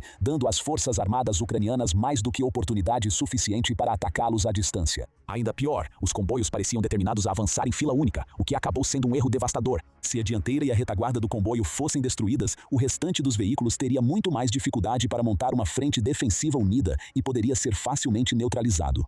E a Ucrânia conseguiu destruir um comboio com 100 veículos usando exatamente essa estratégia, mostrando o quanto a Rússia errou feio em seu planejamento tático. Em terceiro lugar, a Rússia nunca conseguiu realmente cercar Kiev por todos os lados. O sul da cidade permaneceu aberto para reforços, permitindo que o exército ucraniano mantivesse um fluxo constante de munição e equipamentos militares entrando e saindo da cidade. Além disso, o exército ucraniano podia atacar os russos invasores por trás, efetivamente prendendo-os contra a cidade. Enquanto isso, a área ao norte da cidade é dominada pelo rio Dnipro e seus afluentes, que eram controlados por uma série de barragens hidrelétricas e de irrigação. Os ucranianos abriram várias dessas barragens, mudando drasticamente a paisagem ao redor de sua capital, com os acessos à cidade praticamente cortados pelo rio e poucos pontos de acesso restantes ao noroeste, onde os afluentes do Dnipro foram inundados. A Rússia, de repente, teve muito mais dificuldade para entregar novos suprimentos para aquela parte da linha de frente. Em quarto lugar, os ucranianos, na verdade, já tinham o apoio da OTAN muito antes da guerra começar oficialmente. Após a anexação da Crimeia, a Ucrânia começou a modernizar suas forças armadas, o que também incluiu trabalhar de perto com a OTAN para obter equipamentos mais modernos. Como parte disso, a OTAN também forneceu informações militares vitais sobre os movimentos russos ao redor da Ucrânia, o que acabou sendo suficiente para desenvolver um sinal de alerta precoce para a OTAN e para a Ucrânia sobre um possível ataque russo. E embora já tenhamos discutido bastante sobre como a Ucrânia recebeu equipamentos de ponta da OTAN durante a guerra, e vamos mencionar alguns deles mais adiante, as primeiras doações na verdade começaram muito antes de fevereiro de 2022. Um comunicado divulgado por autoridades do ZEUA e da Ucrânia em 2018, 4 anos antes da invasão, incluía o anúncio de que os ZEUA estavam fornecendo sistemas antitanque Javelin. Da mesma forma, o Reino Unido começou a enviar armas antitanque NLW para a Ucrânia em janeiro de 2022, apenas um mês antes do início da invasão. Isso significava que a Ucrânia já estava se preparando para proteger seu território e que a guerra subsequente provavelmente era considerada iminente por todas as partes envolvidas. Os sistemas Javelin NLW acabariam sendo tão decisivos quanto as táticas ucranianas, pois podiam atingir veículos militares russos à distância e criar uma pressão significativa sobre as tropas invasoras. Diante de vários contratempos, o cerco a Kiev durou, na prática, apenas um mês e 2 semanas. O exército russo recuou oficialmente em 8 de abril de 2022 e a Ucrânia afirmou ter libertado todo o norte do seu território pouco depois. Os russos foram obrigados a se reagrupar na frente oriental, na região de Donbass, e enfrentaram um conjunto semelhante de problemas por lá. Com a capital ucraniana não estando mais sob ameaça significativa, embora a Rússia continuasse a usar drones e mísseis de longo alcance para bombardear a cidade durante toda a guerra, a Ucrânia pôde mover a maior parte de suas defesas para o leste. O mês e meio extra de sobrevivência à invasão também permitiu que a OTAN começasse a enviar mais equipamentos. Isso incluía uma mistura de armas da era soviética que os países da OTAN e seus aliados tinham em estoque, como o T-72 modificado. Polônia, Holanda, Dinamarca, Estados Unidos e República Tcheca doaram cerca de 470 tanques reformados ou modificados com os quais a Ucrânia já tinha experiência de operação.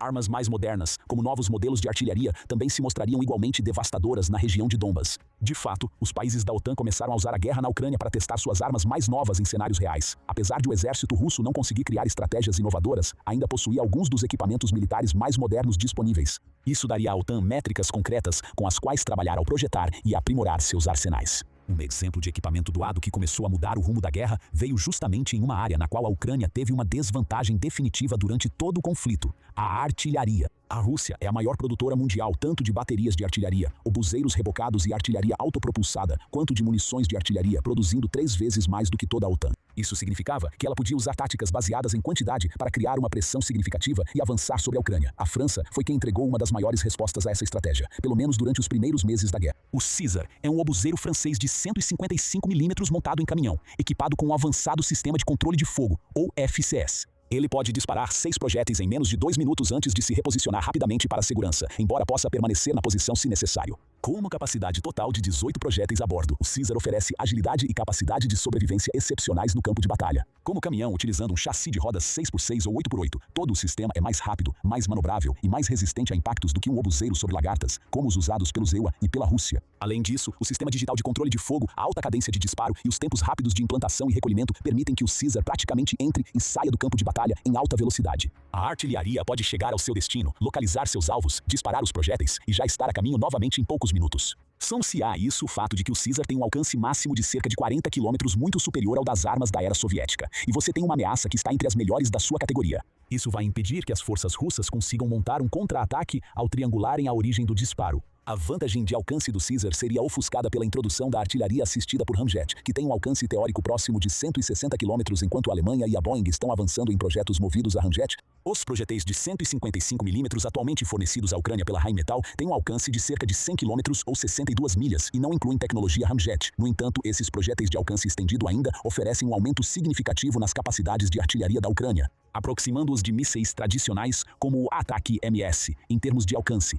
O histórico do Caesar reforçaria os dois pilares da guerra moderna, alcance e mobilidade. Enquanto a Ucrânia conseguir utilizar armas que tenham maior alcance ou maior mobilidade do que as contrapartes russas, eles poderão se manter um passo à frente. Mas havia um terceiro fator importante que permitiu à Ucrânia sair na frente: a economia. A Ucrânia recebeu mais de 50 bilhões de dólares em doações da OTAN, seja em ajuda financeira direta, equipamentos e munições militares, além de assistência humanitária. Isso permitiu ao país direcionar seus esforços para outras áreas e ainda acompanhar os gastos da Rússia, que foram de cerca de 40 bilhões de dólares em 2024. Mais importante ainda, a Ucrânia conseguiu produzir armas mais eficazes e baratas: drones. A guerra na Ucrânia viu uma proliferação de pequenos drones, como aqueles usados para recreação e filmagem, sendo empregados para fins militares. O drone básico pode custar, no máximo, alguns milhares de dólares, e os drones agrícolas maiores, que têm maior capacidade de carga adequada para transportar minas antitanque, munições melhores ou mais drones, têm um custo que chega à faixa de dezenas de milhares, quando combinados com granadas e bombas antitanque baratíssimas, mas ainda assim eficazes contra veículos e infantaria. Um único drone geralmente custa muito menos do que o alvo, seja uma coisa ou uma pessoa. Para piorar a situação para a Rússia, ela não tem muitas formas de combater esse tipo de guerra. As técnicas de interferência eletrônica levaram a uma corrida armamentista tecnológica entre os dois países, na qual os sistemas se enfrentavam e eram redesenvolvidos mês após mês.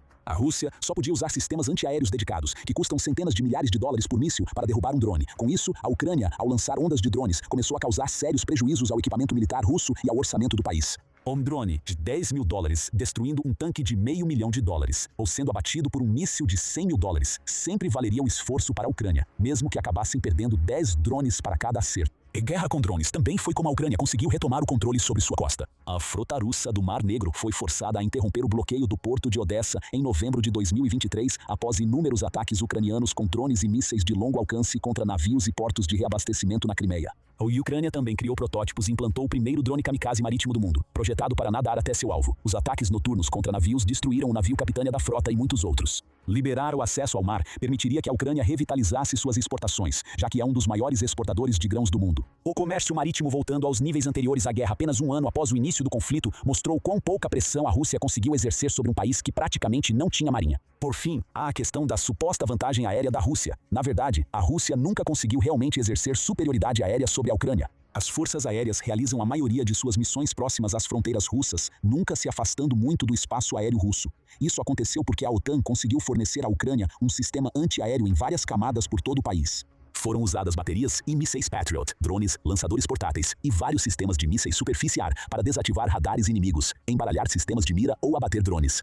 Protegidas por um escudo abrangente, as forças russas normalmente operam com um alcance de engajamento muito abaixo do alcance máximo de cada uma de suas partes constituintes. E, como a Rússia é agressora, cada equipamento estará sob ameaça constante, já que a Ucrânia pode combinar seus sistemas antiaéreos com aeronaves e drones para adicionar mais uma camada de defesa. Como uma surpreendente falta de visão e uma dependência excessiva de sistemas que não resistiram ao teste do tempo, é justo dizer que a Rússia está tendo um desempenho tão ruim devido à sua própria falta de inovação e táticas militares. E a situação realmente não melhorou para a Rússia desde o início da guerra. A OTAN começou a enviar equipamentos mais modernos a cada novo pacote de doações, e a Ucrânia conseguiu criar uma verdadeira indústria de fabricação de drones. Enquanto isso, as baixas da Rússia estão aumentando a tal ponto que ela precisa usar soldados norte-coreanos para reforçar seu efetivo. Isso é um sinal de que o fim da guerra pode estar no horizonte. Mas o que você acha? Será que a Ucrânia vai conseguir repelir totalmente a Rússia? Obrigado por assistir e deixe seus comentários abaixo. Agora vá conferir o verdadeiro motivo pelo qual a Rússia iniciou a guerra na Ucrânia, finalmente revelado, ou clique neste outro vídeo.